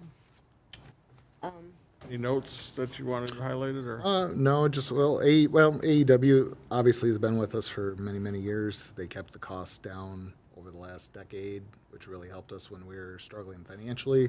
So I think definitely, and they've done good work. And Hennessy, I think, has experience in the type of services that would be similar to AEW. They're the top 2 based on the proposal that I've seen. Councilwoman Blanky? Come back to me. Sure. Pat, can I look at So, okay. Top 2, AEW, and then second would be Giffords Webster also. I think that, one thing that I've heard, even a lot as a resident before I came to council, was, running the city like a business, which is, I won't go there right now. But anyway, one of the biggest costs for any entity is turnover. So the fact that AEW has been with us so long, to get another company, up to speed and have them learn all of the historical ins and outs and currently what's going on, it just, I don't know that the juice would really be worth the squeeze as far as services and costs that I've seen. So strongly AEW would be number 1. And if my arm is twisted, Giffords Webster based on services, costs, and location. Okay. And Mayor Pro Tem Shornack, you said Hennessy and AEW? Yes, but I also have something else after Ms. Blanking makes her choices. And I was also a Giffords and a Hennessy. I kind of like them both, to be honest with you. The 2, and obviously AEW, but I was coming with 2 different ones, and it would have been Giffords, Webster's, and Hennessy Engineering. Councilwoman Blanky. And then, now that I have it straight, AEW and Hennessy. So obviously, there's 2 new, Yeah. I'm sorry. I was gonna say, makes it easy. There's 3. yeah, there's just You know, 3. So Interview all 3. I have no problem bringing all 3 in for an interview, and if A&W didn't want to, I mean, Well, right. I mean, you don't need to. it's a little bit different of an interview than, Right. we've got some questions for you. Right. But it'll actually be the same interview because we'll ask the same Yeah. questions. Yeah, so. Do we want to do that interview process during a regular meeting, as a special meeting, and then what's the timeline for it? Do we want to combine it with the legal? I obviously like less meetings, but my preference is to not do it on a regular meeting because I think it's been really good. We're just getting to the I was business. actually going to recommend a special meeting because when we're making these important decisions that cost hundreds of thousands of dollars, Perfect, it's good to take our time and do it right. perfect. I agree. Give people the opportunity to talk and have questions and, especially in this case, Yep, there's a lot of unknowns to a lot of us, engineering or legal. Yep. I'm not legal by far, not even close, so I may have a lot more different questions, so. I just wanted to point out as well, and to my recommendation to the city council, is that the city council decides if you want to keep one engineering firm or choose to use multiple. Right, if you choose to use multiple, my recommendation is to stay with AEW and obtain Hennessy engineers. I have a long history of working with them, as well as they were the lowest bidder. So in my professional opinion, one of the most important things is the cost, the relationship that the DPW director has with the lead engineer or the principal engineer, as well as how well they are able to service the community or know the community. And obviously, nobody knows the community better than AEW, but out of all the rest, I felt that Hennessy engineers would be able to serve our community the best based on the communities that they have under their belt. Mayor Pro Tem Schurnick? Well, that's what I was actually going to come out to you about, Mark, because I agree with you. In engineering, I've talked to a couple other places, they have multiple, they don't have plethora, but they have multiple engineering. Because I think it's always good to have that little bit of a competition, and one might be better at one particular form of engineering, and another one might be better at something else, and the cost differential may come in. One may have a connection at something else. It's kind of always who you know, not what you know. Sometimes it's what you know. And I personally, that's what I was going to ask this council, I would personally love to see us switch it up and go to two. When we're going to be interviewing all three, and I have no problem with that, but I would love, no matter what, for us to go with two, even if you guys decide that Hennessy is not your second choice. I just think it's a good move for us. I see more and more people doing it. I just think it's a better, not all of our eggs in the same basket kind of thing. Elaine, do you have a comment? Yeah, I would just like to say I did have a question if we had to have these interviews in person or not, and I checked with Don, and we do need to attend in person. Yes. Yeah, that's why we'd have a special meeting and. I think we all knew that, didn't we? You're trying some different things. No more Zoom. Mark, I'm not an engineer in any way, shape, or form, but if you were talking about a possible dual situation, if we brought in somebody to try out some of our services with a second contractor, is there a certain area you think that would be good for a good test run for them to be in? Absolutely. That would be. To try it out, if we want Yep. to do it 70-30, one way or another or something like that, is there certain, engineering response projects or that would be a good test run to see? Yep, in my opinion, that would be the rehabilitation of our pump station, our storm pump station, and the retention pond at the Masonic station.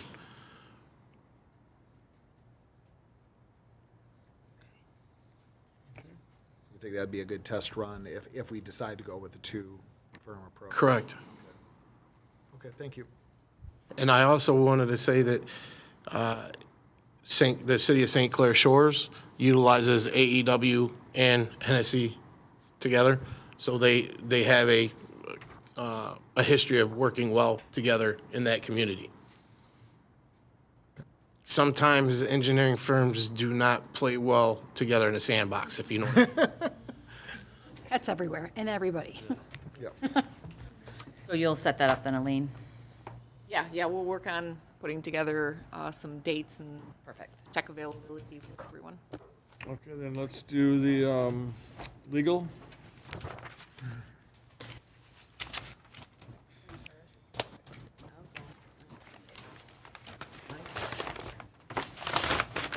Go ahead, Kathy. You want- Okay, my first pick would be Rensselaer, O'Reilly, Condonald, and then the second pick is Huth, Belamente, and Lang. I know that's not the order, but that, I think you know who I mean. Okay, thank you. Same thing? I think we might need to separate mine- this out between the general and the labor. Yeah, I agree. That might be a little easier because they're both different specialists or general? Well, we have experience with the, Yeah. Yeah, that makes it Right. complicated, right?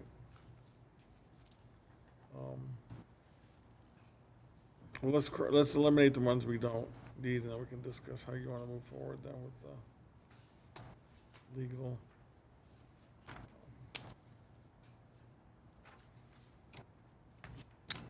Councilwoman Baranski. Okay, You're yes. the so- expert. Well, I'm not the expert, but I play one because I stayed at a Holiday Inn. But, so I obviously want to invite back both of our labor lawyer and our municipal general lawyers firms to consider for a multitude of reasons, obviously, legacy, excellent service, et cetera, et cetera. But that being said, I also am interested in Schiffman Forner for the labor, and I indicated my goodness gracious. DeMarco. Thank you. Go. G. Marco for, I have them down for both labor and legal. And I've ruled out the others. Okay.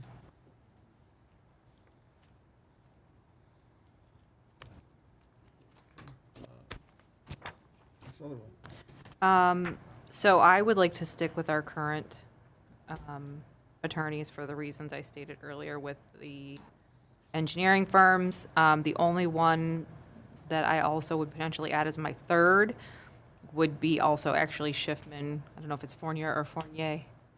But the reason why is because of the other municipalities that they work with that are by us also. I think that could potentially be valuable for them having knowledge of lots of other surrounding areas. Okay. Elaine, you have a statement, question, comment? No, sorry. We have pro tem Turner? Well, I have a really quick question for Mr. Denault. Do you guys do labor as well, or no, with Rensselaer? You guys just straight up municipality law? Right, great question. We do some labor work, and our of-council firm does a lot of primarily labor work. We, though, as a firm, made a decision a long time ago that we recommend to everybody that you have separate labor counsel because of the relationships that we have with all the administration. Gotcha. It just gets a little bit dicey sometimes when you are negotiating against the very people you're supposed to work well with. Gotcha. That's fair. But anyway, for regular council, Rensselaer, I still, and for labor, I want the, however you say it, and Mulling and Horton for labor, this one. Yeah, Jamarco. There you go. Mm-hmm. Mr. Odell. O'Reilly Rancilio, Kirk Huth, and check out Jamarco. Myself was O'Reilly and Gianmarco.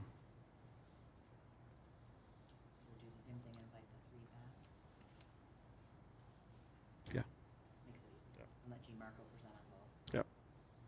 Absolutely. Yeah, I've got Rensselaer, Kirkhuth, Shipman Fournier, and Gianmarco. Okay. We did have one recommended Schiffman. Two, Dana and I. Three. Well, there's Schiffman Carlson and Schiffman Fournier. Oh, But we were both for, yeah, the top, Schiffman. for the, Okay. yes, I checked it first. just to make sure that Yes. Okay, I'm sorry. that's clear. Schiffman. Okay. So then, Fournier? Yeah. Yeah. so then technically that would be 5 interviews then. 1, 2, 3, 4. They do both. Yep. Are they going to, oh, that's what I was going to say. Okay, well, I didn't know if they were going to be presenting the same. I would think they would have different counsel per, I know. okay. So I guess, Charging us out. oh, wait, Sarah's got news. They have the same legal counsel for both Okay, so general that's and four. labor. Okay, so, all right, so 2 and 2. And did you want those interviews on the same day? A special We can do it meeting, one or do you special want meeting. two separate? I think we could do one special meeting, yeah. Okay, perfect. Yep. And then we'll pick a date and get it out to everybody and see what works. Perfect, thank you. Okay.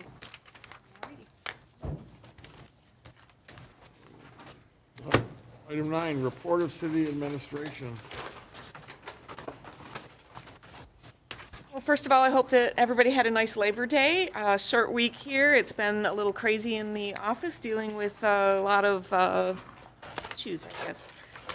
Historical and Planning Commission met this week. The roof for the Baumgarten House, they are working with the State Historic Preservation Office to find out what details and materials they can use for replacing that roof. I have a draft ordinance from Don that I'm working on for the Historical Commission.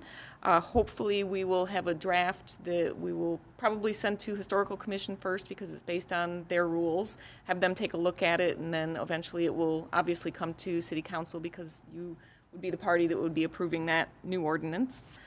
Planning Commission, pretty lengthy meeting, a lot of business on the agenda. We are going to be having a new building coming in the industrial park out in front of Carmela Foods, so that will be a great asset moving forward for the city. We did not have a recreation meeting this week, but we have set up a special meeting September 20th to do the interviews. We have a number of applications to fill those vacancies, so hopefully we will have that ready for you for the October meeting so that we can have a full board there. I had a great meeting with the attorney and code enforcement in some of the building departments, dealing with some outstanding code issues that we have and kind of working on some of the next steps for ones that we have not gotten any action through our letters and tickets. So we do have a path moving forward. We've actually got compliance on one that we were going to move forward on and expect some action to take place next week. I had a conversation with the library director.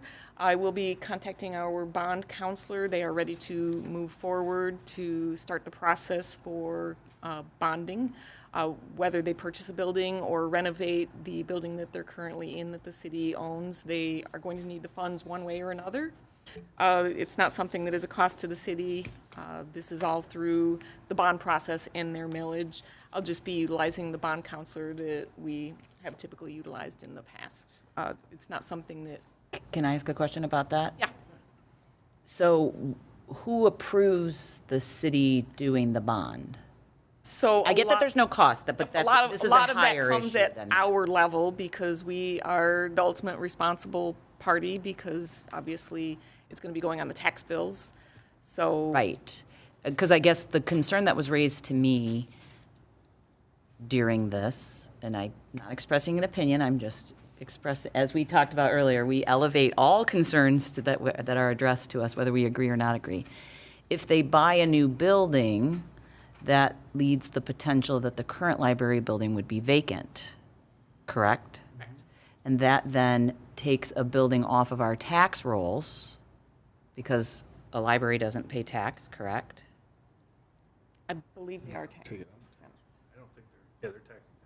So the bank building that they buy would become tax exempt, so we lose a tax revenue source, and then we have a vacant building. Yep. And we would So that's, decide in the future what we're doing with that building. right, so my question is who, and I don't know the answer, and it's really probably a question for Don. Who makes that decision? Is that administration that, Or what, to allow them to get a bond? No, it's that city council's decision. Okay, that's what it, yeah, okay. They are obligated to come through you at their request to ask you to do the bond issuance. Right. Because I But- thought I heard you say that you make that choice. Maybe I missed. No. That Okay. was just for the no, bond. just going through the bond, working with the bond agent that we have worked in the past.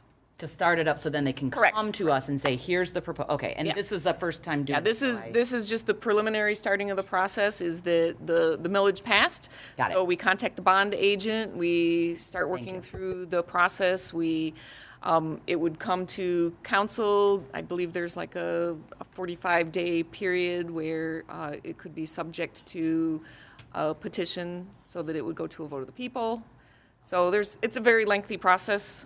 We're learning. Yeah, so, We have to still sign for the bond, right? yeah. So we'd have to vote on it. Yeah. But then they could also make it be a vote of the people. Correct, yeah. Whatever that is. It is a lengthy process, and that's the great thing about the bond counselor is they do it every day, and they're the ones that walk us through the process. So it's not something that fortunately is going to add to Sarah or myself our workload. They will be the ones really carrying the heavy burden for that, fortunately. So, yeah, we're just preliminary starting the process with the bond counselor on that. Let's see, we have the last farmer's market this Saturday from 9 to 1. We have the swearing-in ceremony for Samantha, the new Director of Public Safety, slated for Monday at noon. And then the electronic sign, we've been experiencing some problems, the roly-poly that we have out front. I do have a quote from the company to come out and find out what's going on and get it repaired. So I just wanted to let everyone know that we are in the process of getting that taken care of. Other than that, I think that's all that I have for now. Thank you.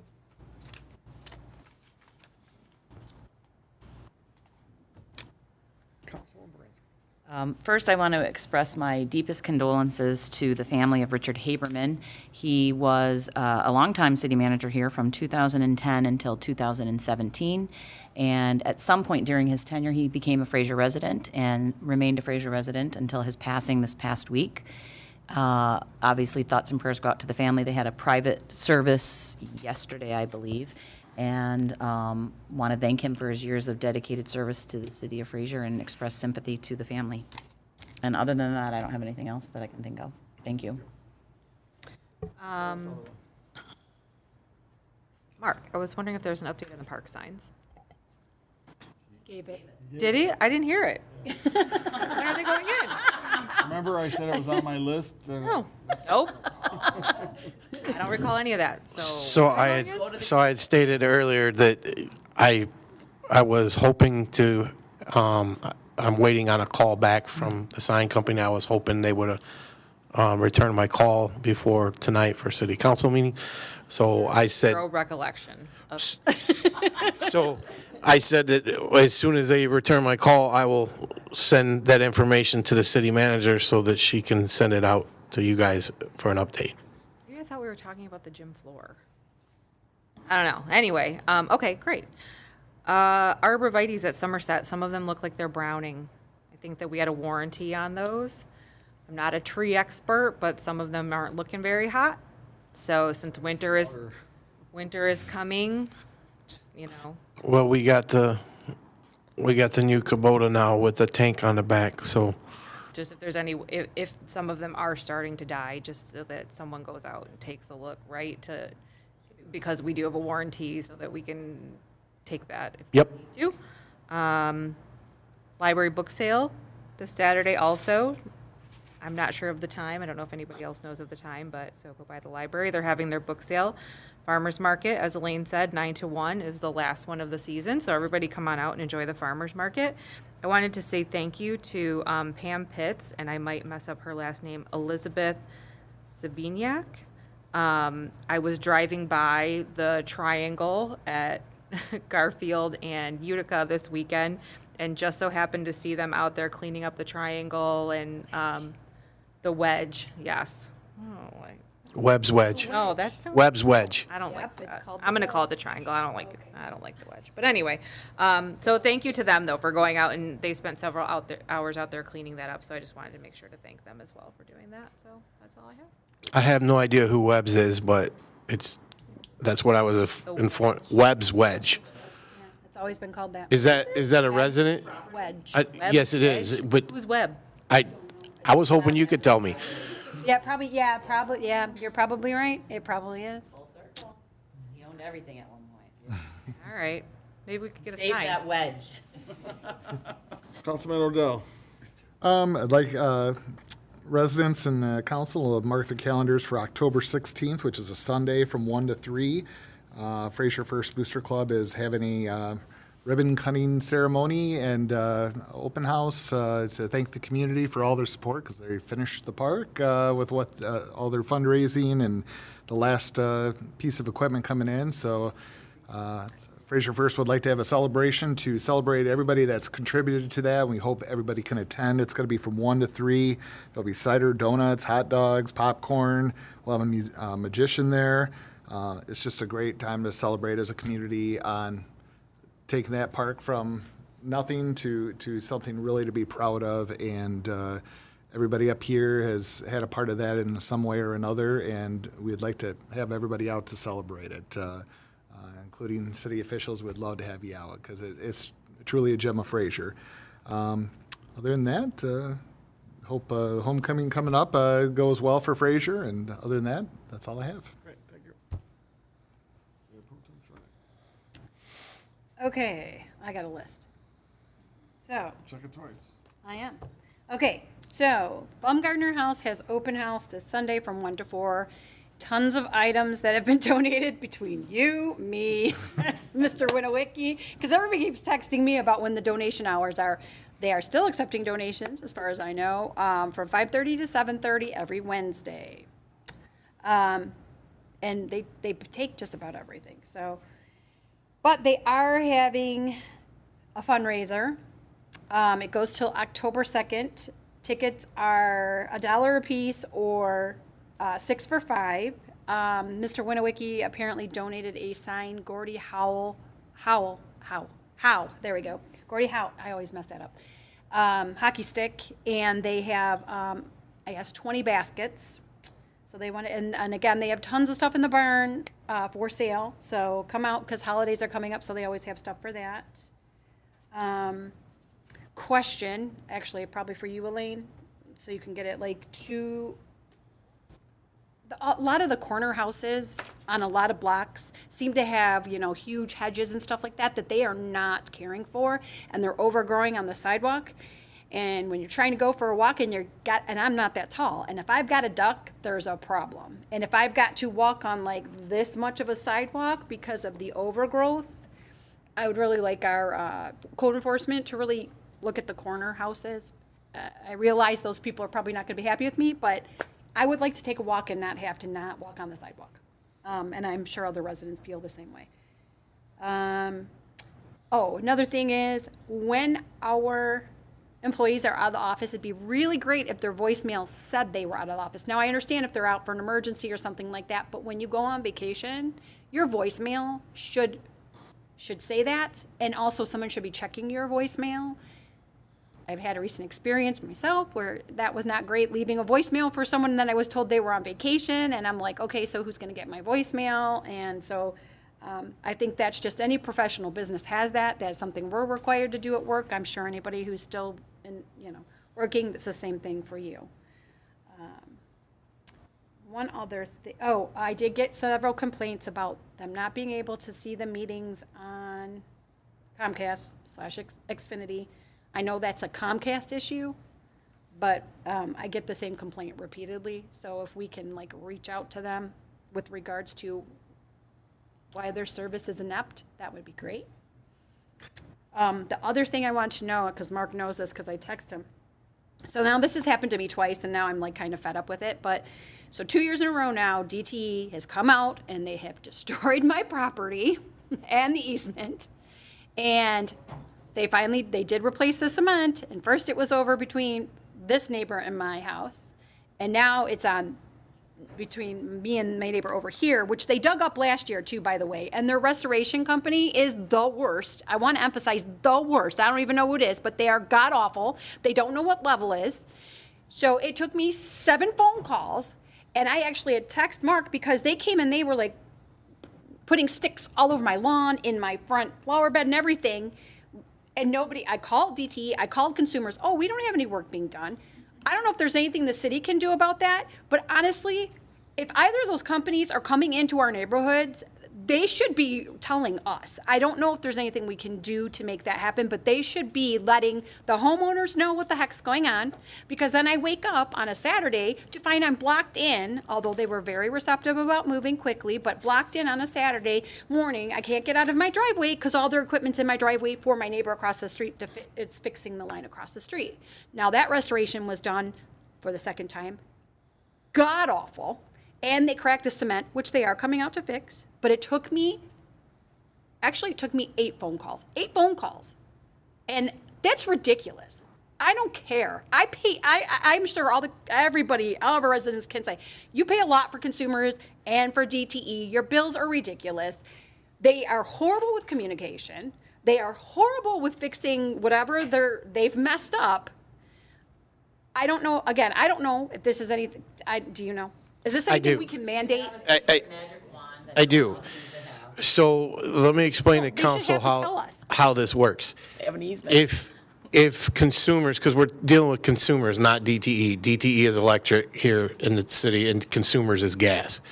So if they are doing a major gas main renewal project, then absolutely, because they have to sit down, and they will sit down with Mike and I, and we will determine an escrow account, which that will determine the engineering fees. So instead of the citizens paying for those engineering fees, I make consumers pay for those, as well as a restoration bond. So if they don't perform the restoration work in a timely manner, either we will go and do it ourselves or hire a contractor and hit that bond. Now, that being said, in your particular incident, you had a gas leak. So when they have a gas leak, we do not get informed of any way, shape, or form when there is a gas leak because it's considered emergency, and they come out and they do the work. The only time we hear about it is when a resident complains that, yeah, they came in and tore up my lawn, my driveway, my sidewalk, or whatever, and they still haven't been back to repair it.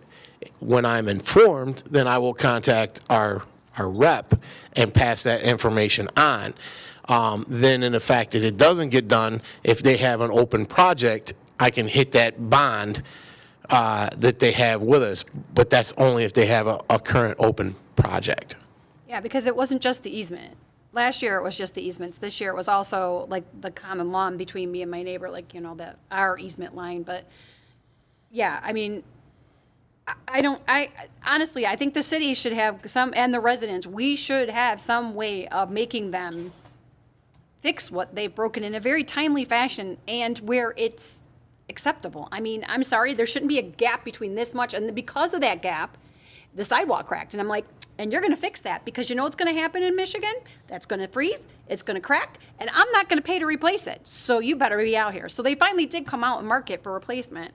But if they would have just done it right the first time, they would have saved them expense, but not the fact. I'm just saying it's unbelievable and honestly just aggravating as all heck that they can come into our community, come into our residents and do this without even letting anybody know. Just show up and, Well, this is a fight that Mike and I fight on a weekly basis.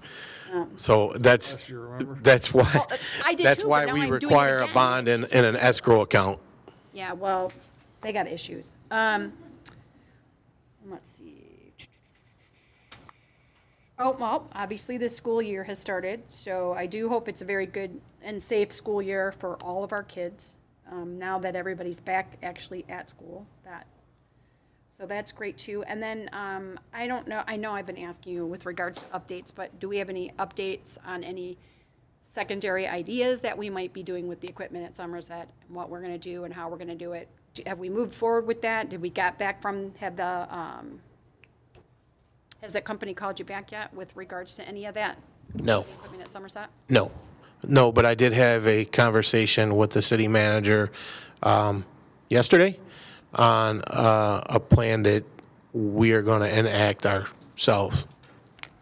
Okay, so would you guys put that to us and let us know too?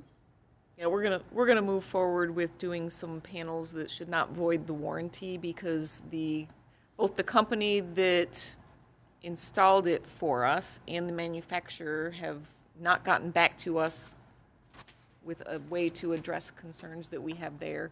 So Mark has reached out to a company that makes some plastic molded like panels and things. So we're likely going to move forward with that avenue at this point. I don't know if it's going to completely address the problem, but it's at least another step towards addressing it. I think we'll be able to move pretty quickly on that, Mark. Yes, it should. It should address the issue of the fact that they won't be able to put their hands and feet around the bars because it'll be a solid panel.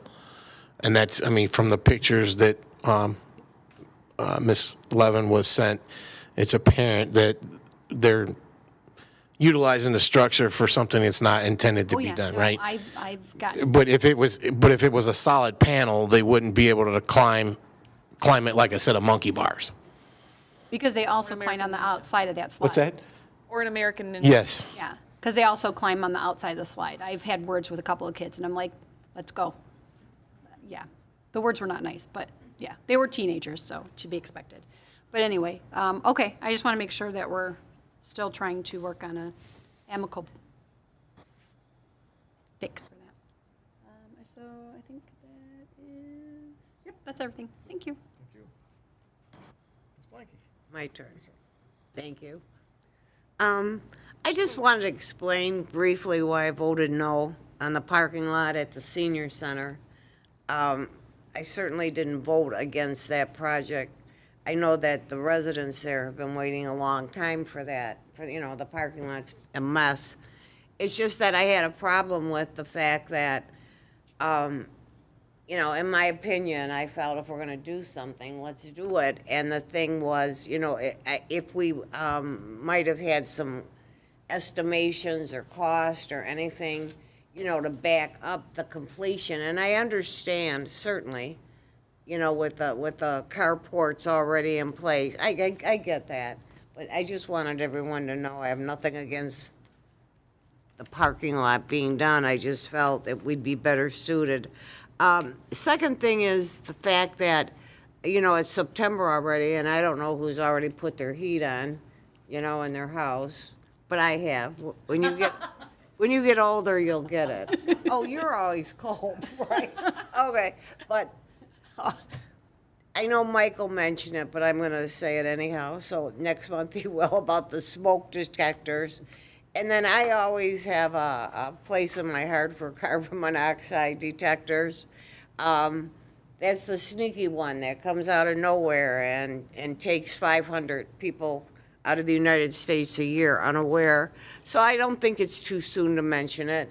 If you have one, please check your batteries. If you don't, please get one, because it is important to save your family. Thirdly, I'd like to thank everyone for listening to us again tonight. And the Emmys will be in about, 6 weeks or something, right? But I want to wish everyone a good month, and God bless everyone. Thank you. Thank you.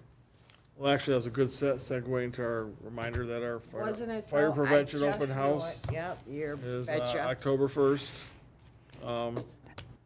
Again, we'll be serving lunch to everybody who comes and trying to get some new type Half of a hot events dog. happening. So it will be fun, and hopefully, like I said, show off the new truck.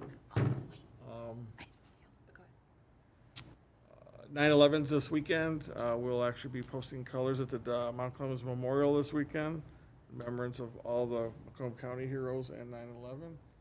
And then we head off the following weekend to Roscommon for the State Firemen's Memorial. So it's a busy month, and I look forward to go ahead. No, finish. I just forgot about, sorry, go ahead. Okay, Go no, ahead. I'm done. You sure? Oh, I'm sorry, because I forgot about two things. So the VFW, I will get this to you though, too. The VFW is having a flag retirement and rib dinner fundraiser on September 24th at 3 p.m. Rib dinner fundraisers from 5 to 7 p.m., supporting our vets. The dinner is $20, and then $35 for two. So that'll be on there. And then the KFC is having fish fries on September 16th, 30th, October 7th, and 21st. They have cod. Ugh, I'm sorry, I really hate fish. But doesn't say the time. Oh, no, from 4 p.m. to 7 p.m. And then the 2-piece dinners are $10, and the 3-piece dinners are $13. I'd still support them, but and it comes with the cod, coleslaw, and French fries, and a roll. So we'll be putting those on our, I'll give them to you guys to put them on our website and everything for that. But get out there and support our vets and our KFC guys, because they're always out there supporting our community along with our other things. I'll treat you to a fish dinner. How's that? You can have the fish. You can have the fish off the coleslaw and the French fries. Miss Sutherland? So I Go ahead. did- Yeah, we forgot one thing. Yep, I did have one other thing that I forgot too, so sorry, I'm gonna need my phone because I need to read this. So there was, and it looks like Captain Gillis is gone, so I'm gonna, Elaine, I'm probably have to ask you this. So there was a post shared on social media last yesterday from Fraser Department of Public Safety that has caused several residents to reach out to myself, I think, and a couple other members regarding golf cart use in the city of Fraser. I don't know if anybody's reached out, but the post, it just said, no golf cart use in Fraser. It has some other particulars on it. I read through the ordinance and didn't find anything that said absolutely no golf cart use. So, whatever the actual ordinance says or where it is, if we could just have that updated and get the updated information to the residents that includes the ordinance saying no golf cart use, or whatever the actual language is, because it's caused quite a stir. So, There are apartment complexes that do use them for maintenance and. well, and I just want to make sure, because the post was very general, and it's caused quite a lot of questions and feedback. So, Several people on my street own them, and they go up and down all the time. I have several in my neighborhood too that they're riding around, so. Okay, Don, are you going to answer? If I'm being asked to, I'd be sure. happy to, Whomever. because I looked at it. So just to educate a little bit on how the ordinances work, when it comes to vehicle code ordinances, those ordinances just adopt the state law by reference, which means we don't take the state law and verbatim, word for word, put it in a book. It's just too long. It's too big. It's an entire chapter of the state laws. So we adopt those by reference. In the Michigan Vehicle Code, golf cart use on a roadway is prohibited. There are no exceptions to that. So if it's on a public road, now obviously an apartment complex is a private driveway or private access way, but a public roadway, that is a prohibition in state law. So that is where that information from public safety is coming from. They did ask me to look at that, and I did, and very confident in that answer. And if anybody has any questions further on the law, I can get you the statutory site for it. But beyond that, we've already researched that, and that's why that, I mean, and whatever it If is, they I want to mean, drive on the sidewalks, they can? well, sidewalks have different rules in terms of motorized and. Okay, well, I'm just gonna throw that out there right now, then you better ask about you better get the update on that, because that's what they're gonna do it would, next. it would It's just be not really. a prohibition on golf carts in Fraser. It's a prohibition on golf carts on roadways, because the Michigan Secretary of State and Michigan law, they don't want golf carts on roads that are licensed vehicle roads, so, So, like, for example, in my neighborhood, we have golf carts, but we don't have sidewalks, right. right? So, Technically, if that's a public road, it would be illegal under state law to drive on that road with a golf cart. I'm sure it's a safety issue among other things, but whatever the rationale of the state was at the time, that's what's on the books. well, and then because all I could find in the ordinance was safety regulations regarding, seat belts and, age of the driver, being able to stop at a certain speed, things like that. So, that is helpful, but if we could get an updated communication out, that would be fantastic. And then that's all for real. Please find out about the sidewalk thing, though, because that's what they'll do Councilwoman next. Baranski. So I just want to make it clear, because I think you touched on it, Don. We can't change state law. We can't make it legal in Fraser. If other cities presumably don't enforce it, every city in the state of Michigan, every municipality, every township is not allowed to have golf cart, based on what you said, and I'm going to trust your research, on a public road, golf carts are illegal. And then, where the ambiguity comes in is it a golf cart? Is it a road-efficient golf cart? And that is for the judge to decide. Because in the ordinance, it says ATVs and ORVs. That's different. I So mean, they're different. well, yeah, but like, at the once end of the you- day, there are golf carts that are road capable, and they are plated, and they can go a certain speed, and they have Key. seatbelts. The key from the state level is the Secretary of State wants control over that in terms of plates, registration, insurance, safety, making sure that if you cause an accident, there's insurance involved. Those kinds of things are probably the rationales why a golf cart, as we know it, shouldn't be on a public road. And there are I know this just from my personal job, ORVs are allowed on roadways.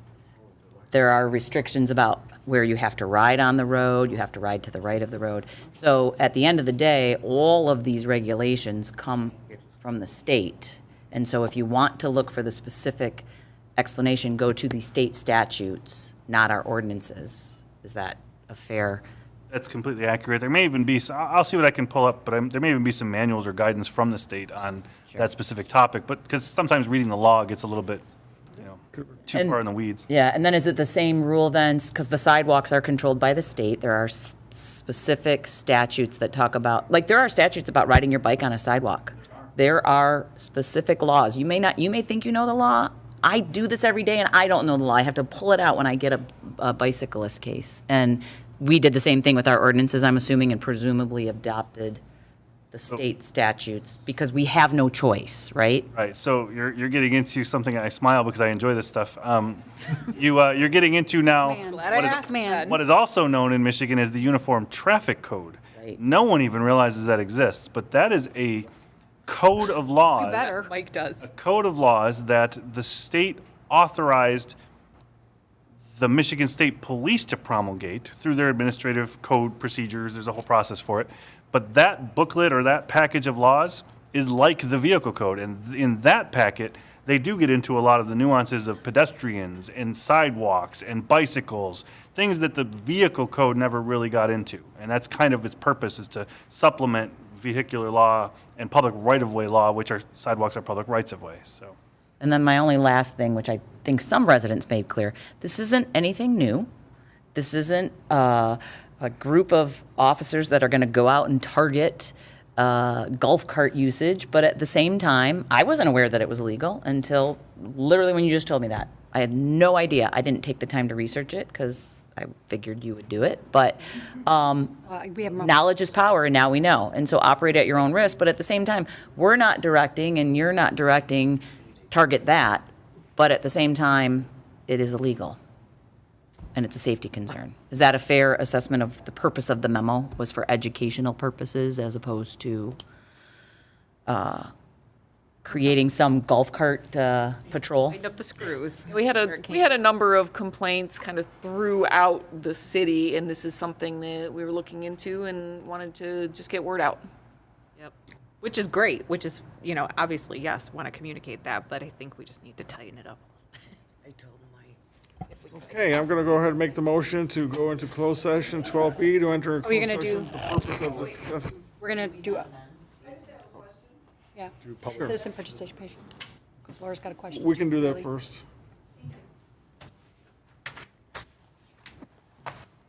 Deanna Reiner, 15569 Luxembourg. Just a quick question, Mr. Mayor, can I ask city manager a question? We were talking about the library. If by chance they were to vacate the building, it's a historical site, does that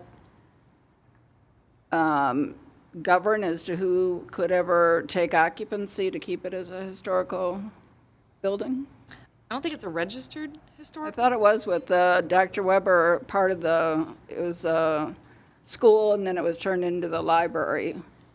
So it was part of St. John's School, the old part, I don't know and then with if we're Dr. registered Weber. For that, but it's something we would obviously look into. It was a question because I know they had talked about making it a historical building. So just my quick question. Thank you, everyone. Well, and I think And when we went to the meeting with the library at the bank, Lorraine did say that the current library was voted on by a previous council, I believe, to deem it historical. Oh. It has to make it historical, though. Well, how about this? she was We saying- don't know, and we're- Don will make yeah, sure we'll we're need to find out, protected. because then It's to that point. Yeah, if it gets to that point, right. And they were talking about the bank was the correct amount of years, but not deemed historical. But I think it might have been the Realtor that said that it would take a vote of council, so. So generally, anything over 50 years is considered historical and is eligible to be submitted to the state or the federal government for historical designation and protections and limitations. Typically, when you go through that process with either the state or the federal government, there's usually always some type of plaque involved. I don't know if the building has any type of plaque or anything anywhere. At some point in time, it might have been something that people had started working on the process for, and whether they completed it, officially went through the process, it was approved, not. Certainly, that's something that we can cross that bridge when we come to it. We have no idea what's going on with the future of that building right now. We don't know if the library is going to be staying there and renovating it. So It's not something that rises to the level where we need to have urgency to look into it now, but certainly I will work with the library director and maybe even Historical Commissioner Society would have some more information on that. So we can start doing a little bit of legwork ahead of schedule on that. Anybody else in the audience? I know, I see it. Ms. Lessig? Thank you, Laura Lessig, 15201 Fairview. I'm hoping that this new communication person that you're gonna hire comes quickly, because the audio on this Zoom is horrible. And I'm hoping that part of its job responsibility is to update the City Hall Facebook page, because that has not been touched since May of this year. And I believe that we understand that residents use social media, they use Facebook for their information a lot, and the websites, and so that is very important that we keep things up to date. Couple questions, you don't have to answer me, but I'm just gonna bring them up.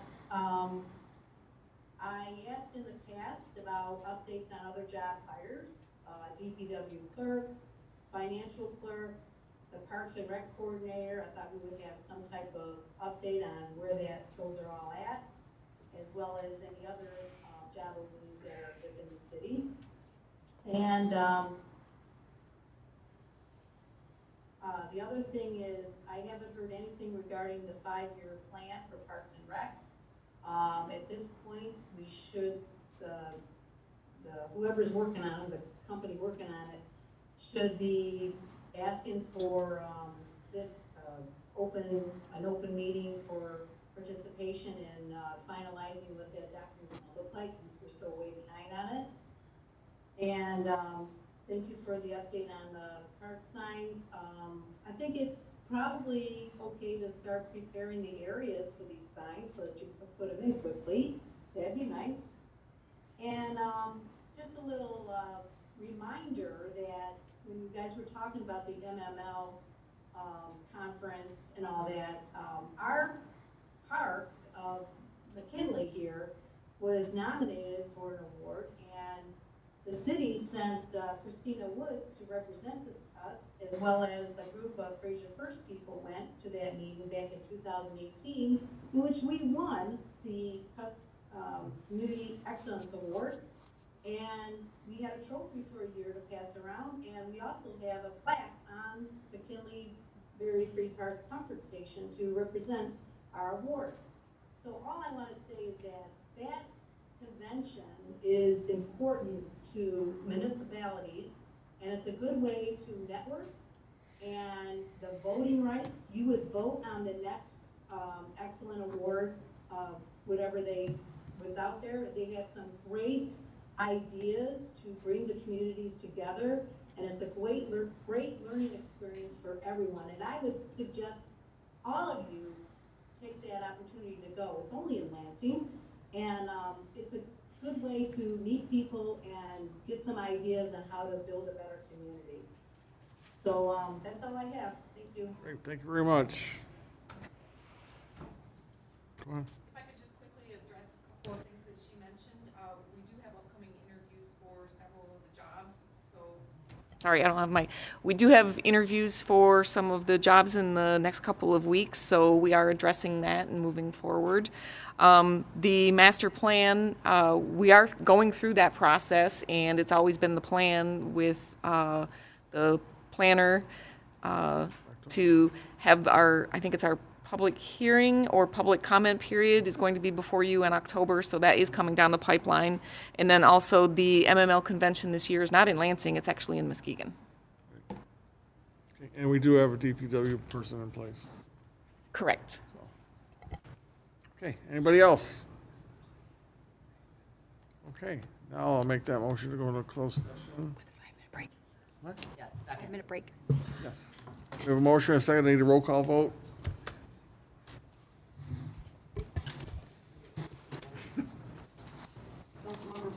Yes.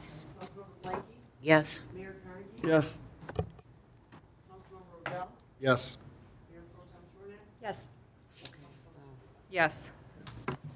We'll close session at 8:45. I just had a good idea. You should sit and order for your roll call. Wouldn't that make it so easy? I think I can make it to 50. I'm not saying to change, just like it just dawned on me.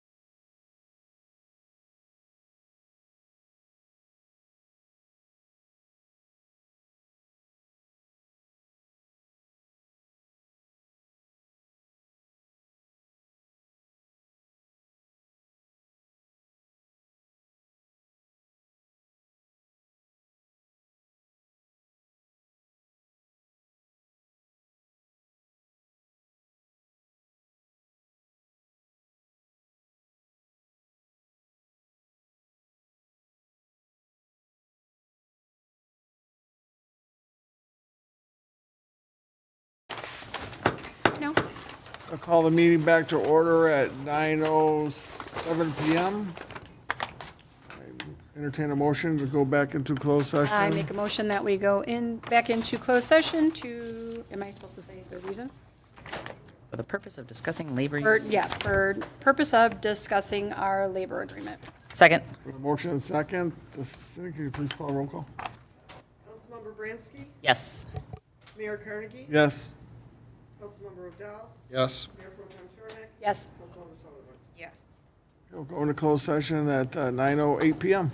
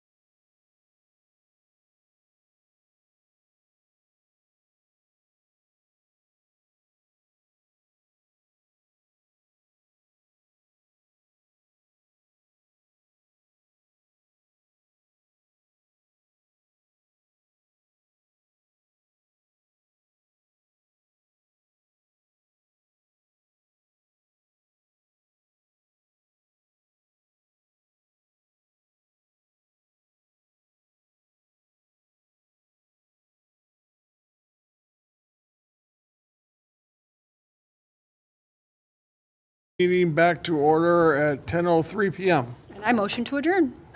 Motion second. All in favor? Aye. Good night, everybody. Good night.